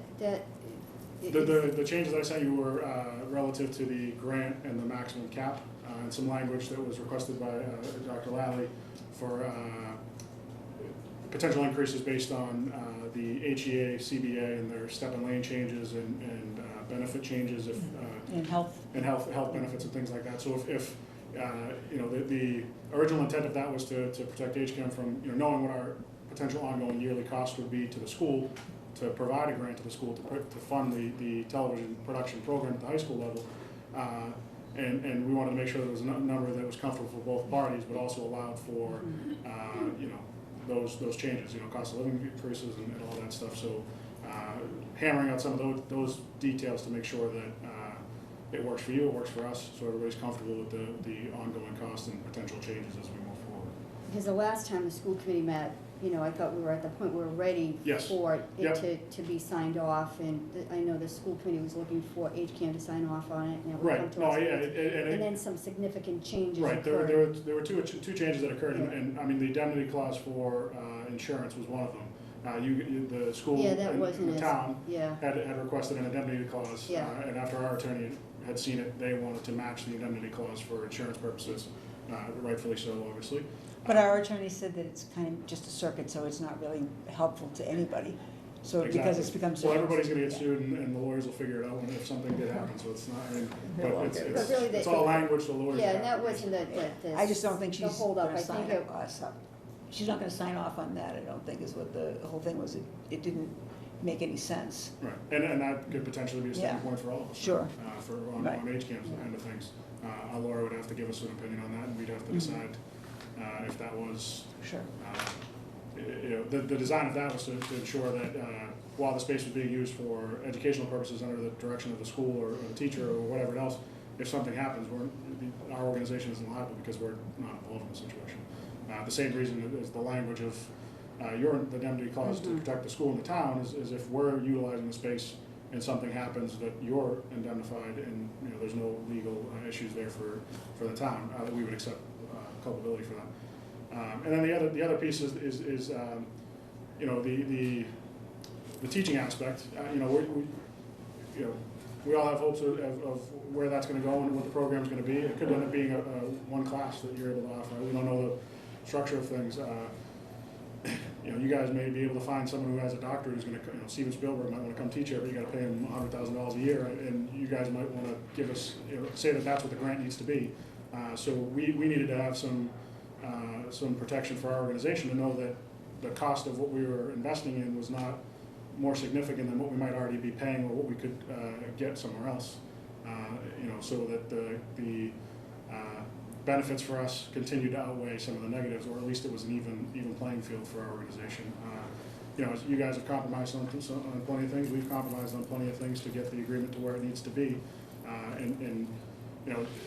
Potentially was an oversight by our organization early on, as we all, we're kind of moving towards as quickly as we could to get this done. As you said, the timeline's been tight all along. So those are small. Again, I understand, and from my perspective, they're small changes that we should be able to tweak and get to an agreement. The biggest portion of that we need to hammer out the details is the purchase of equipment, whether or not HCAM is going to be funding that 100%, or if the time between us getting this done and the deadline that's been given, or that is out there, it hasn't been given, it's a deadline, we can't really change that. And if after that point, if the school committee feels that the agreement does not still have value to you, that's your decision. We've talked. I talked to Nancy, and I talked to Dr. Lally, but that there are things we can do after the fact. If the school is in a position where they don't have a choice and they have to purchase the equipment through the school building project because we don't have an agreement, there are things that HCAM is willing to talk about to try to help offset some other technology costs in the future for the school. So it's not, we're not in any way, shape, or form trying to get away from what we originally intended to do with any of our agreement. And I think it's important that I wanted you guys to realize that and know that, hopefully, and understand that we from day one when we started, we knew we didn't know what the deadline was, but we knew it was coming. And unfortunately, the clock is, we're at midnight, or 11:59 and change. So from HCAM's perspective, the organization and the board probably doesn't think we're going to be able to hammer out every last detail by the deadline of this coming Monday. It's because it has to go through your legal, it has to go through our legal. We have to get a board meeting to vote. You would have to then get an approval to vote. And our organization is concerned that we don't want to agree to the significant investment in equipment without having a finalized deal, and I would assume you wouldn't want the same thing. To forego the building project to pay for that cost under the assumption that we'll have an agreement a week later, a month later, whatever the case may be, and for some reason it falls apart. If this indemnity clause becomes a sticking point and we don't get figured out, I don't want to put the school in that position because the kids deserve a television studio that's been built for them and the equipment to function in that space. So, personally speaking, this is something I have wanted to happen since I heard about a new school. So, I implore you to weigh all the options and all the situations going on to work with us to continue to get to the best possible solution for all parties involved. So if I'm understanding you correctly, Zach, in order for HCAM to purchase the equipment, we would have a definitive answer by Monday? Is that? My is that- understanding is that's the deadline that's been given by Well, the, we have to have the technology budget voted on, it's gonna be voted on at Permanent School Building Committee on Wednesday night. Wednesday night? So, yeah, so I thought that would give them time, not give them time, And but then give, what's the next step Doug after to they, take time for after that. they vote on the budget piece of it? then it's gonna be bought, purchase orders go out. and again, as I've stated before, I still think that there's an extreme value to all of us taking that piece aside. That is a big piece, I understand that, but it's not a cost coming out of the school committee's budget. It's a cost coming out of the building project, and I understand that there's that $75,000 you could use elsewhere.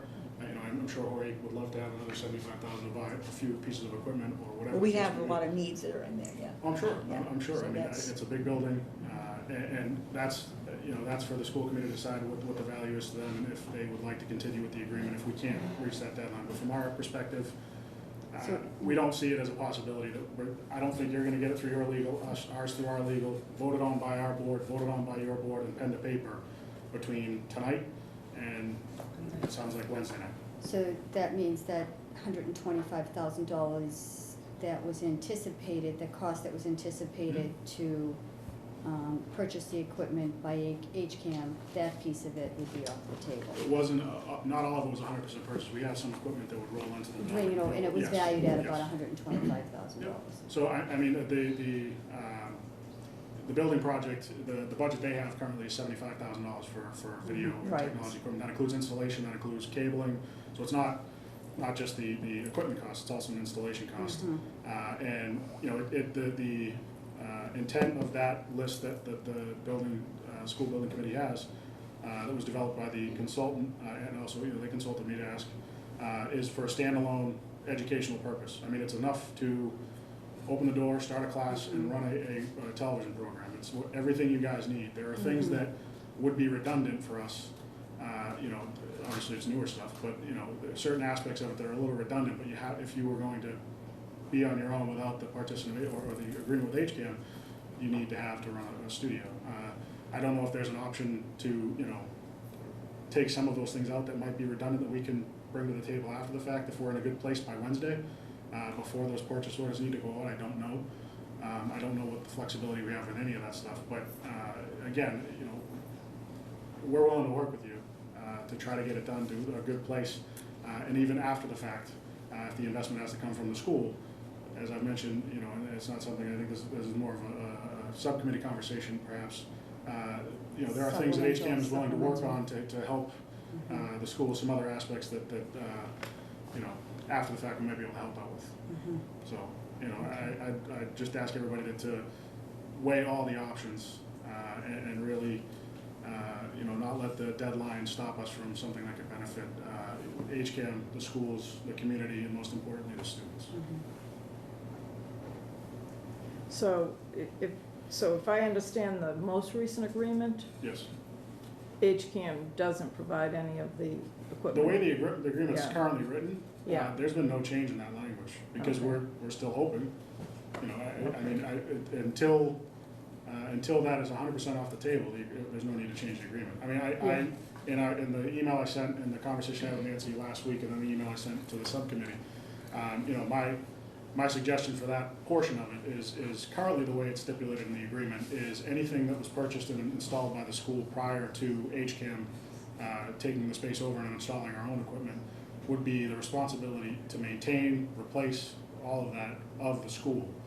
My suggestion is if we have to go this route and you have to purchase the equipment, is that HCAM would be responsible for the maintenance and replacement, repair of any of that equipment. We wouldn't have ownership of it, but we would be daily using it. The kids would be using it. So that increases the value back to the school on an ongoing yearly basis. For the annual shelf life for most of the technology in a normal working professional environment is about 6 years.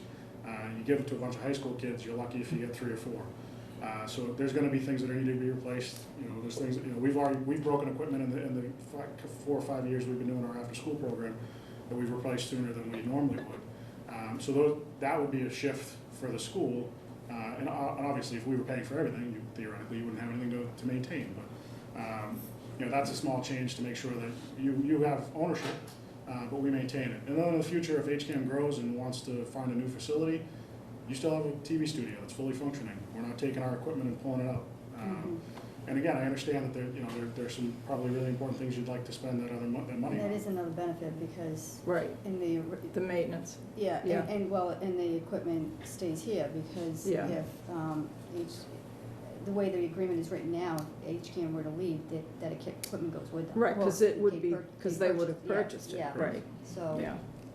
So I mean, it's Yeah. another layer of insurance, if you will. If for whatever reason this doesn't work out in 5 years, that the end of the first 5 years or the second 5 years, that the Holbrook Schools doesn't like the agreement, HCAM doesn't like the agreement, the community hates it, whatever the case may be, you can still continue to educate students in television production And so without a $75,000 or $100,000 investment. Right. and so the most recent draft you said you sent today, it Yes. addresses the, Yeah, I the Patty contractual, asked if I could put something in there about the contractual, yeah, yeah, the more of those, Equipment.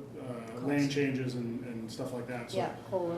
Yes. Mhm. Yeah, and I put the number that she felt comfortable, and I want to continue to make sure that's a comfortable number for you guys as a maximum. You know, if the teaching position hired to, whoever's hired as a teacher, if it's a step one, lane one, and it's significantly lower than our maximum, we would fund the grant for the value, whether it's, significantly less than the grant. But, the maximum that we would be willing to invest, that's, we just need a cap to know what our liability overall per year would be. Okay. Because the biggest concern for us at that point was, if we come here and we're paying more than we're paying for rent for, triple the space almost. Yeah. It wouldn't make sense for our organization, so it was just, unfortunately, that was a small oversight, well, large oversight at this point, but, that's why that needs to be there for us, and I hope you guys understand that. Any other questions on HCAM? It sounds like if we're as close to an agreement as what we're saying, this agreement benefits us, it benefits HCAM, it benefits the state by saving them a bunch of money that they don't have to invest in the equipment. If we're that close, we've got to find a way to make it happen. Can we agree on the principles without dotting the i's and crossing the t's? Can we go through the major points and get the two parts together and say we agree in principle on these changes? I don't know if and we then- can because it's illegal right now. Yeah. Yeah, I mean, I can't speak for our board, but if all 10 of you were able to get in the room together and agree to the principles of, myself and Dr. Lally, possibly, but we have a week. That's my only concern. And again, I think it's going to work out if we can figure out that piece. And, if it goes through the building project, the cost of the town is under $25,000. It's the cost of, the taxpayer. It's the Right. MSBA picks up a big percentage of that. But $75,000 is what we could spend on other equipment, Yeah. is what we You were guys will be planning spending- on. yeah, you But should- we have a Yeah, responsibility to the taxpayers too. I mean, they're funding a major portion of this project. And that- But that's what we were gonna use the money, when they Yeah. paid for that, we were gonna use that $75,000 to pay for other equipment that we needed, that we took out because of that. yeah, so So that's a problem with us. we're open to many different options. It's just, getting people in a room to discuss them and to hammer them out is where we're at this point, I think. Because I agree, it sounds very difficult to get everything cleared through legal and get all the two boards to agree to it and then get it signed. It may be more than we can do by Wednesday. Right. But I hope that we can at least come together and agree that the major parts of it are acceptable. And Without- maybe that's enough to tell the primary school building Without community. speaking directly for the board, the last time we did talk about it, that we were pretty comfortable with the language and what was there. We're literally Yeah, it's, tweaking little things here and there at this point. It's not, there's nothing, the indemnity thing, until we know from your legal, it could be a thorn in our side, but, it was agreeable, at least to the committee, that understanding that the reasonable, it's reasonable to have that there. So if I think we're at the point where we're just, hammering out the minor stuff, all the big pieces and the access and the office space and the usage and the shared usage and the financial aspects of it have all been worked out. It really is the small pieces. I think it's worked out on your end, but I don't feel that I'm representing the school well enough if I don't talk about that equipment, which was from the get-go. That was what we were promised, was at $75,000, that we were gonna be able to get the replacement pieces and everything When else. we started talking about it 2 years ago, that was the big. Up error. until just recently. I didn't know anything about this until just recently. Because Well, there's a it sounds like deadline- there is some there's a other, deadline there is some Wednesday. other potential benefit, like if we do purchase the equipment, in lieu of that, it sounds like there's other What benefits. is it? That's the question. What is that amount that we're gonna get? Are we gonna get $75,000 to purchase what Jorge needs? It's gonna be, it's HCAM, if HCAM were to leave in a year, they can't take the equipment, which is, there's a possibility of that being a concern if this doesn't work, the equipment stays there. So that's a benefit in and of itself. Well, we have a 5-year agreement unless there's We some have a horrendous 5-year thing. Exactly, Yes. right. Mhm. We have a 5-year Which is what agreement. the lifespan of the equipment anyway. Mhm. And they're gonna We would take- we maintain would it take over and maintenance. supplement. So Okay. I'm just a little bit concerned about that. I really am. I fully It was, understand that was not in the original agreement, and it's not up to me, but it's up, Yeah, so the original agreement, just so people know, the original agreement included the equipment, Right. and this most And recent that was one what we does found not. very attractive. Now that, I wasn't aware of that. Yes. And that's what we, Yeah. I just found out now that it's not there, so Well, that's it's- not, Because It's of the currently in time. the agreement, Yeah, as it stands right now. You have a deadline of next Wednesday to decide whether or not this agreement is done. What I'm telling you is we're not taking that off the table. The logistics of the timeline, I don't see a way out. If we can figure it out, I've been willing to work with everybody on this from day one to try to get it done. We've compromised together on many things to try to get it done. We've worked as hard as we could. We've tried to turn things around as fast as we could on our end, and I feel that you have on yours as well. So we're in earnest, we're trying to do this. We all knew there was a shot clock from the beginning, and unfortunately, we roadblocks along the way for various reasons, slowdowns with legal and whatever else. But shot clock's there. We're willing to continue the game after the shot clock expires. The decision is with you so guys. you're talking about this coming Wednesday, This coming Wednesday, 6 days from now. 6 days from now. And is your board meeting? We don't have it scheduled. I can try to get an emergency meeting together if we have something to Yeah. move on. I would like to think I could get 3 Because people. it sounds like really the only sticky, are you saying that Rebecca won't, that our attorney? yeah, she was saying that was kind of a useless thing, and what it does is say nobody's responsible for anything, which is a problem. Well, then I'm sure we can have our legal speak to your legal and they can hammer out something that's agreeable to both parties. That's typically what happens. Mhm. Because as I know. Well, like I maybe we said, can ask Doug if we can push back the date and even further. We'll see what we have to do, maybe, so we can have more conversations. I think we should attempt to do that, if we can move the date, and, But really rush getting this, Yeah. at this point, we have to work these final details. Yeah. I agree with that, but then let's, yeah, and then see if the legal aspect can be worked out, and make sure that everybody understands what's on the table. Yeah, And, it doesn't seem crystal clear right now. Yeah. Yeah. So keep working. so, I'll reach out to Doug, the consultant, okay, and then also to. Rebecca. Yeah. And Mhm, you guys need to reach out to your Yeah, attorneys about. Dr. Lally, tomorrow, if you want to, we can get our legal in contact so they can hammer out the details if that's If, necessary. yeah, if she's available, because it's, Or yeah. Saturday, Sunday, Monday, Tuesday. Thanks, Zach. Thank you. Thanks, Zach. Thanks.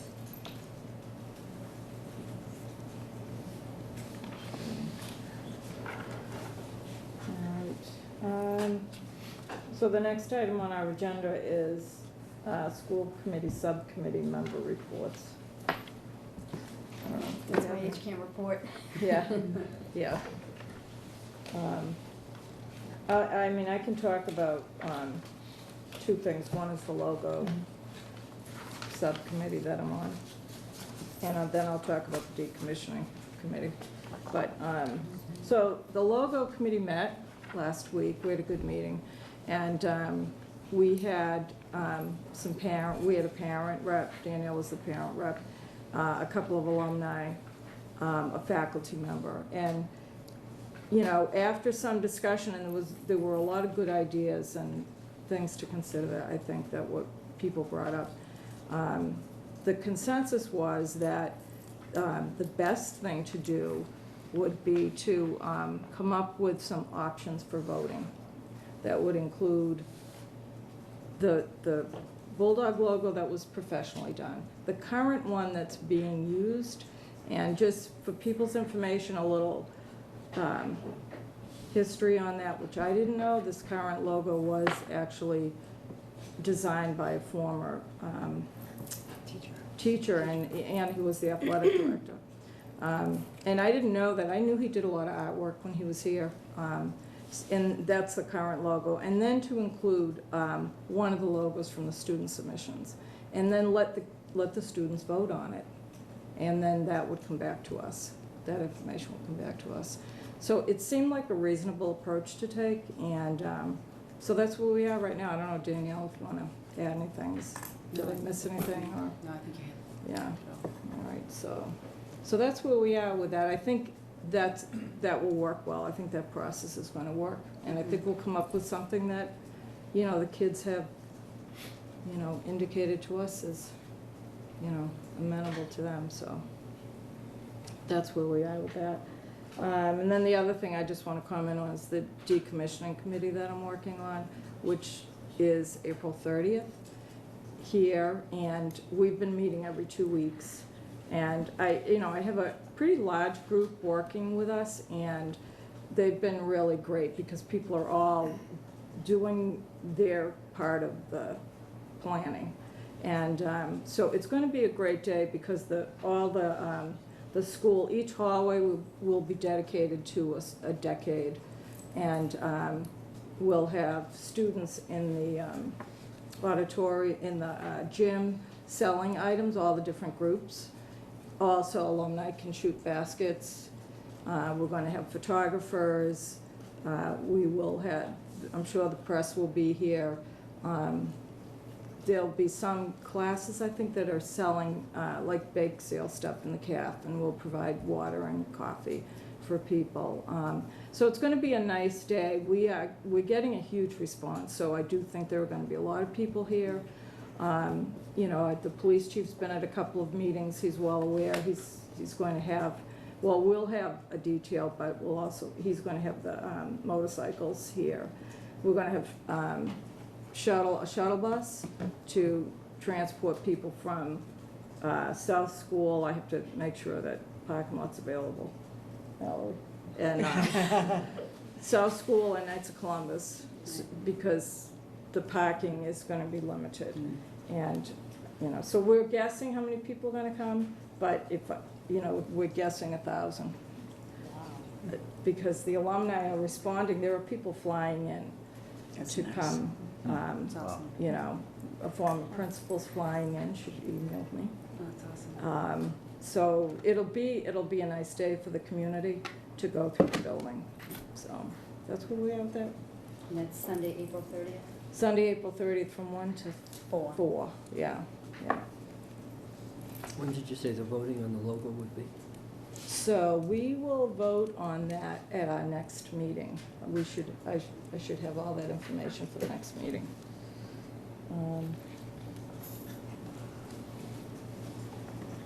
Yeah.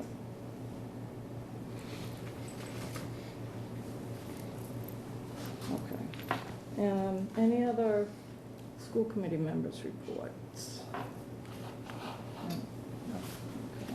Okay. So now we'll move down to action items. We have to do our subcommittees.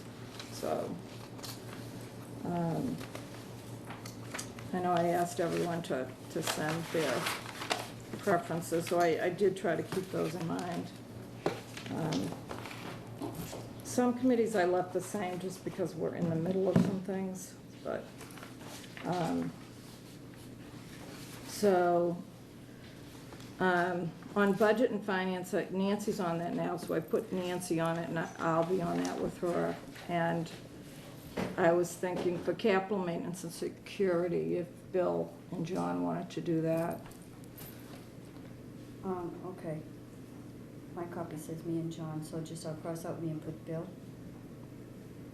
Yeah, 'cause, Okay, yep. yeah. Mhm. And then for curriculum and teaching, Nancy and me. Community outreach, I put Danielle and Bill. And for policy, John and Danielle. And then for negotiations, although, you know, many of these won't be coming up for quite a while, they were just settled. We're still working with the teachers. So for the teachers, I left myself on that, we're working on that now, and I'd like Nancy to do that. For custodian and maintenance, John and Bill. Paraprofessionals, and tell me if, you know, you want me to switch No. these. John and Danielle, For which one? paraprofessionals, Who was it, did you say? John and Danielle. And then for secretaries, Bill and myself. And then for food services, Danielle and Nancy. And for the maintenance advisory board, Danielle and John. Because Danielle, you were on that I'm on it, yeah. already, Yeah. yeah. And then these liaison positions, which are just, you know, going and interacting with other boards. For sick bank, I put Bill and Nancy. And foundation, Nancy and myself, because we've been working on that. Permanent school building committee, I put myself. CPAC, I put Danielle.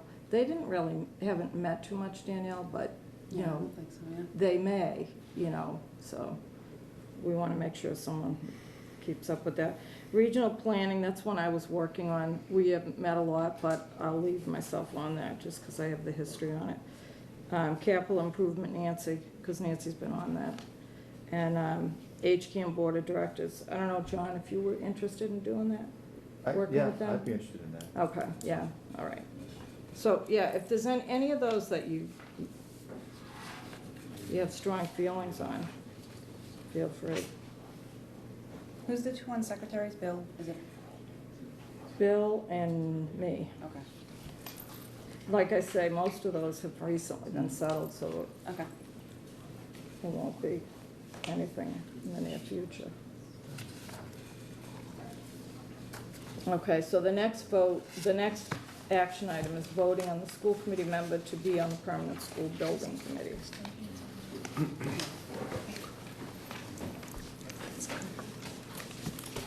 I nominate Beth Tolson to be the school committee representative, and with that, for her to resign her position as at-large committee member to the school building committee to allow the selectmen to make a selection.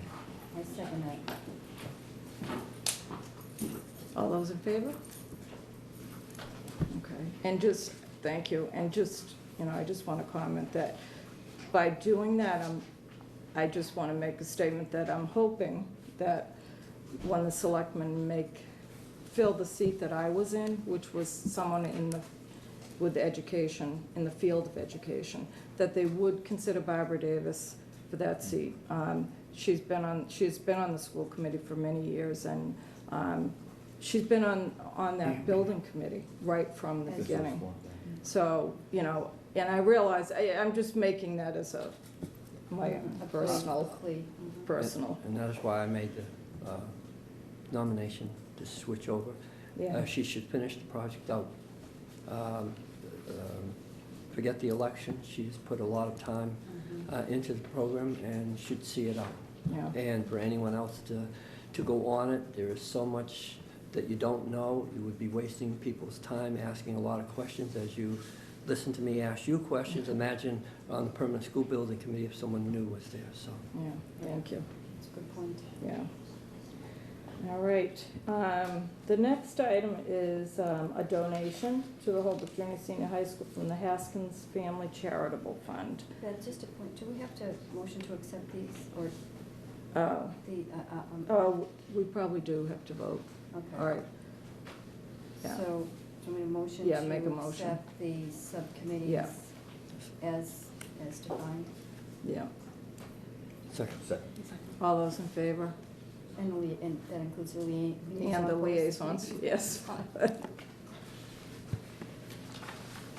right. Okay, so back to the donation. I don't know, do you have any history on this? Does anyone know anything about this donation? Bridget, the donation? Oh, so Miriam must know. The $400 donation to the junior, senior high school from the Haskins Family Charitable Fund? Does anyone know anything? No. I know, it's a nice donation, I will send them a letter, but motion to accept the donation? So moved. Second. All those in favor? Where would the money go, or how would it be spent? This is where it's most needed.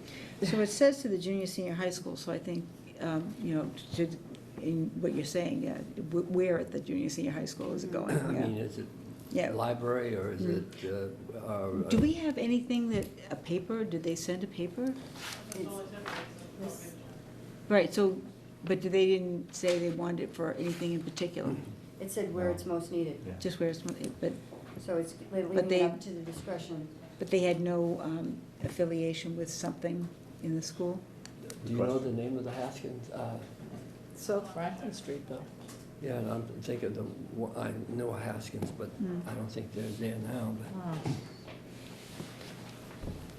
So would that be at the discretion of the high school principal to decide where to spend the money if it went to the high school? Usually that would be, Yeah. So it could go into, That was for the athletics. Remember that was the athletics?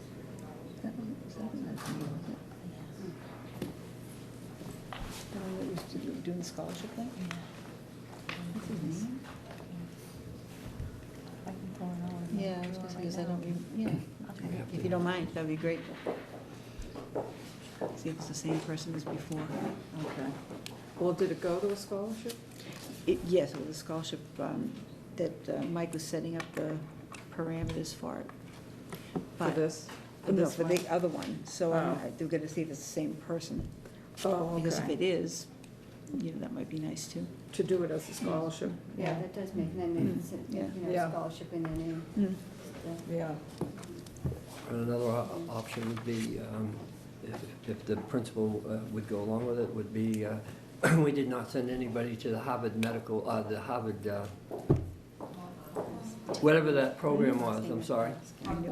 Yeah, we didn't send anybody, and that would be okay. an outstanding place for, It's not the same Yeah. person. and/or, certainly, I had tremendous respect for the drama club, if they need money too, so. And I know robotics is asking for some, so maybe if it could be divided up amongst different groups that need it. Mhm. So we'll leave it to the high school principal and then let us know how you decide to use it, just so we can Mhm. share that, Mhm. you know. All right. Okay, and then we have a field trip. Mhm. I don't know. So we have two people here who are going to talk about two different field trips, so Okay. Jen Welch first. All right.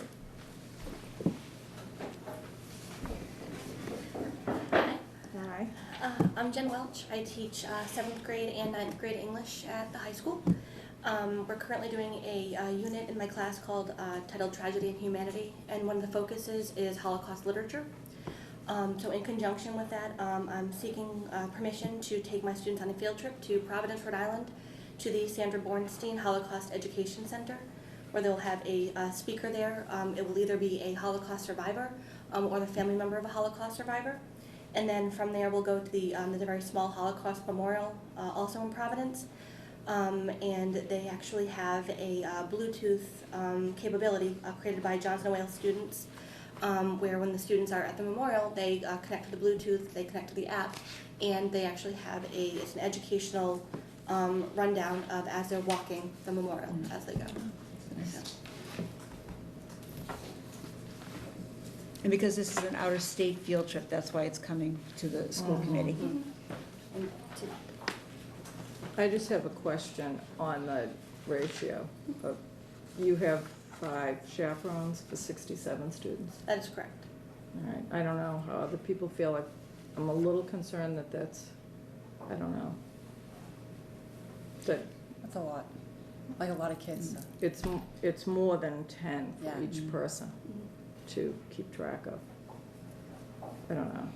I think with younger kids, usually, that's definitely an issue. Usually, that grade is not, they're more independent and they will stay in a group, but, it's up to, I know I've taken groups like that before.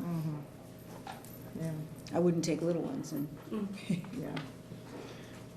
In regards to the ratio, that would also be, of course, up to coverage and administration as well, so that would be out of my hands as far as coverage available for staff that are leaving due to the fact that many staff teach more than one grade, Yeah, so. yeah. All right, anyone have any thoughts on that? So and maybe you're an saying this is- administrator might go with them Yeah. too, which would be kind of a nice, that would give another body. right, yeah, that, I would like to see at least one more. I don't know, having done. One that we don't have to do Having a, done field trips, right. all you do is count heads. It's not. All right, Julie says. stressful. No, you're not. Yeah, if you could get one more, that would be it. I just think it would bring the ratio down, just, Yeah, I agree with that. yeah. Okay. But aside from that, it sounds like a great. Yeah, worthwhile trip. yeah. I think that's really Yeah. fantastic, I really do. absolutely. Oh, that's wonderful. All right, So do we have to motion, do we have to vote on this as well with the Do we- addition? yeah, Since it's out of state. Yeah. vote on it with the change of With 6 the- chaperones. Mhm. Yeah. So do we have a motion to accept the field trip? I move that we accept the field trip as proposed, but with the addition of another chaperone Second. for a total of 6. Okay, all those in favor? All right, Thank you very much. Thank you. thank you. May 8th. Thank you. Thank you. And the next trip is near and dear to my heart. I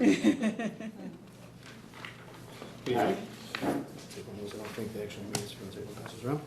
My name is Brian Oliveira. I'm the math teacher up at the high school, and I also am the class of 2018 advisor. So we're looking to plan our senior trip for next April. So what you're getting now is an itinerary. Is we're looking to go to Florida for 4 days. The start of next April vacation. It says 5 days on there, but the first day is kind of a travel day, that first night. The first change I would like to point out, the original proposal was that we were going to leave on a Wednesday, then we couldn't miss more than 1 day of school, so we had to change it to a Thursday. So the request form that you have does say Thursday, but this was a Wednesday. So the only change is that it just shifts 1 day and then pushes it to a day in vacation. So it doesn't really affect the kids or myself or the chaperones. But other than that, pretty much as it is. We started about a year ago. We explored a bunch of different options: California, New York, Pennsylvania. We looked at Costa Rica. That was the kids' initial idea. They wanted to go out of the country. We had proposals. We had itineraries made up to go out of the country, and then we took a class vote of the approximately 70 kids. About 50, 55 said they'd go on a trip either way, and then about 30 of them said they couldn't afford to go out of the country. So then we narrowed it down to different price points, and then we had about 45 to 50 said they could potentially afford something in this price range.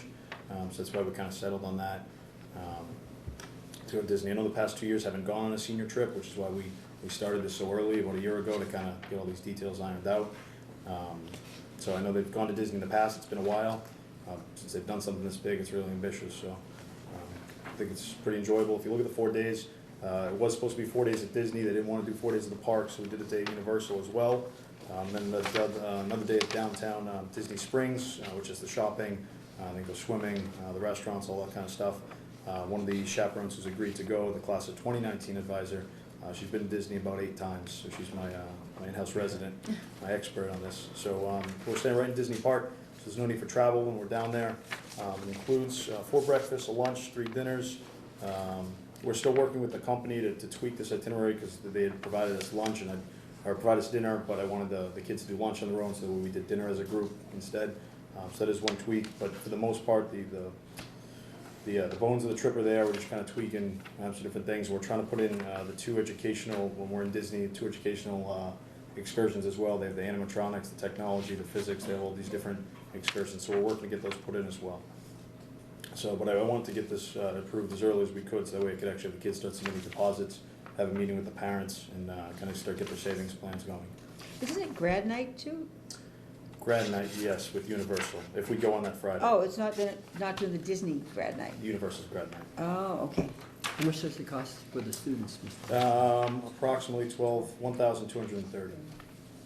So if they start now, a little over $100 a month, so they'd be responsible for 1 meal a day. So it'd be up a little bit from that. We already have 3 fundraisers potentially planned for this fall, which we can dedicate directly to the trip. Our class fund's over about $5,000 already. So for as far as senior week and graduation, we're set. They went pretty. They knew this freshman year they wanted to go big, so they went. They fundraised pretty hard the first few years. So that way that part of our funds are good. So that way going forward, our fundraisers our senior year can pretty much go directly to this. That's great. So do you have any more information about, I know what grad night at Disney is, what's grad night at Universal? So grad night at Universal, they shut down the park exclusively to seniors. It's all completely contained. This past year they had 2 different artists. There's Jason Derulo and another well-known artist that perform for all the kids. So it's fully, it's all secure within the park. They shut it down, they said just seniors. So they have the security there. And it's basically a big concert just for seniors, and they do the fireworks and whatnot as well. That's great. So how many students will be going, do you think? 45-ish said that they would be willing to when it comes to shove, push comes to shove. I'd estimate about 30 or 35. I would think would be able to pay for it. So when you do your fundraising, Yep. it would go into a pile, and that pile would then cut the overall expense for each of the students? A lot of the fundraisers, so a lot of what we've done in the past is, we did the yard sales up front. Those are more kind of group generated. What these would be, so we're selling cookie dough next year. That's a senior fundraiser. So whatever you sell would go to your trip. The past month we sold soup, so the kids had the opportunity, if they sold 20 soup, they get a free prom ticket. So it'd be more fundraisers driven towards, if you want to work hard and kind of sell cookie dough, that's towards your trip, and your trip exclusively. Yankee Candle, the cheerleaders have said we can have that fundraiser for next year because, one of the cheerleaders they're in my graduating class, so they're giving us that along with the prom fashion show. So we'd have, if you participate in our fundraiser, you get towards your trip. So it'd be personal per person. It kind of incentivizes everybody to help out at that particular fundraiser. And how many adults do you think will be going? I've got 3 that are confirmed, so there'll be 3 including myself, so there'll be 3 if we did 30. Basically, the company pays, so you get 1 free for every 10. Okay. So if we went up to 40, this is, I'm sure Julie would go to this one as well. I've got no shortage of people wanting to go to Disney, so for free. But they have ratio 1 to 10. Yeah. Okay. With a minimum of 3. Oh. So either way, we'd have a minimum of 3, because if something happened and somebody had to leave or somebody had to take a kid, we'd have, no matter what, we'd have 3. Yeah. So that would increase the cost potentially if we went down to 20 for the chaperones going, but not for the kids. But if something happened, we'd at least want 3 there. Okay. All right, any other questions? All right, motion to accept field trip to Disney. Motion to accept field trip to Disney. Second. All those in favor? All right. Thank you. Thank you. Did we get minutes, Bridget? No. Okay, so we'll. Oh, go ahead, miss. I thought I did too, but we'll do that next time. We do have a policy that is not listed, but, and there's a little, background info. Did you see that? Yeah, I did. Okay. Did everyone have a chance to look? Did you get the background? All right. I'll give you a minute to look at this.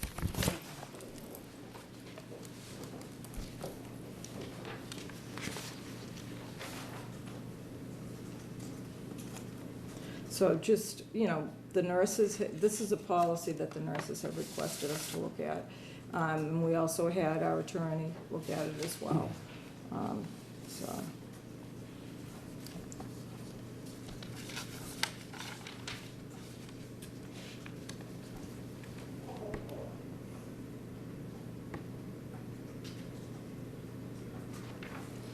So given the potential imminent need for this, I'd like to motion to accept the policy as presented to the school committee. Second. All those in favor?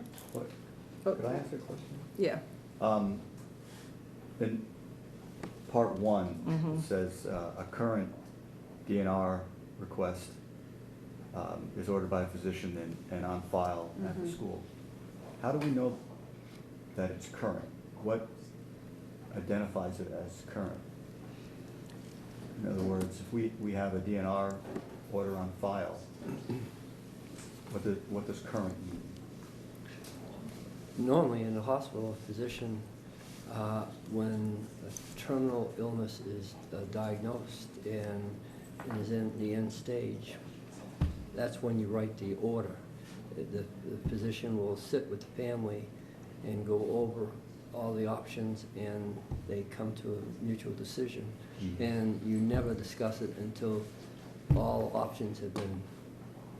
But But my I question is more agree, like, yeah. if we file this order at the beginning of the school year in Is that still September, considered?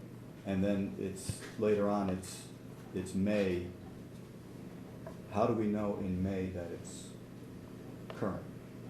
Does it have an I expiration almost date? think that word doesn't, as long as there is, I almost think that word doesn't even need to be in there, because if it's an order, it's Well- a current order. Well, who's responsible to maintain it as current? If it's on file, if it's in a file drawer in the It's not central something office? No, the nurse, Done. Or the nurse would nurse's have. office? Mhm. But it's not something.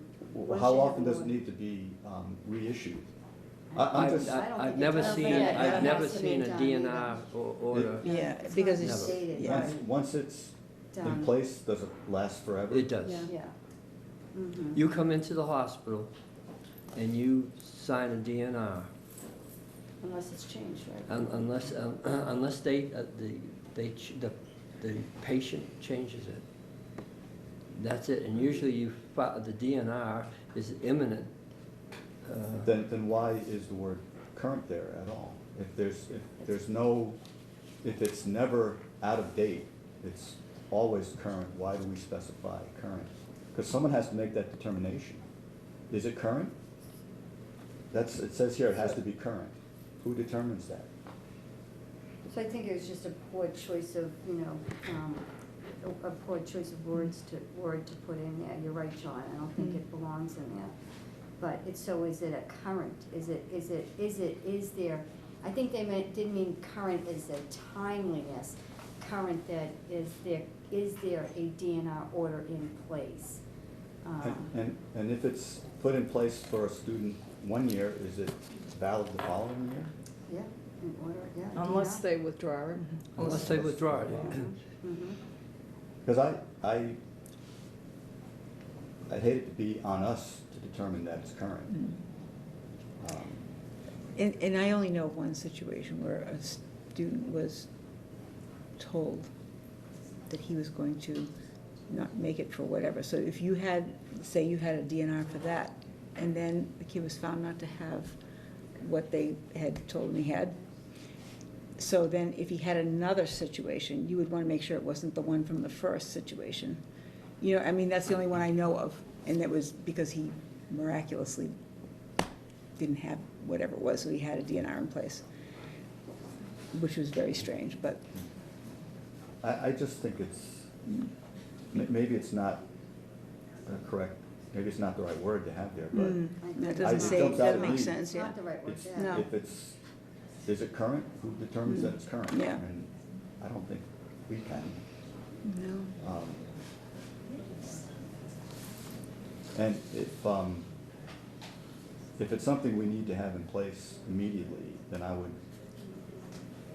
be all right with putting it in place, but I removing still that have that word. question. I Yeah, think well, should we would you remove the word? the though? word We don't- current? We don't need to have that in there. If we Yeah. can strike that word. Yeah, Mm. it's a good point, Makes sense. yeah. So the motion is amended to approve the DNR policy as amended by removing the word current from number 1. I'll second that. All those in favor?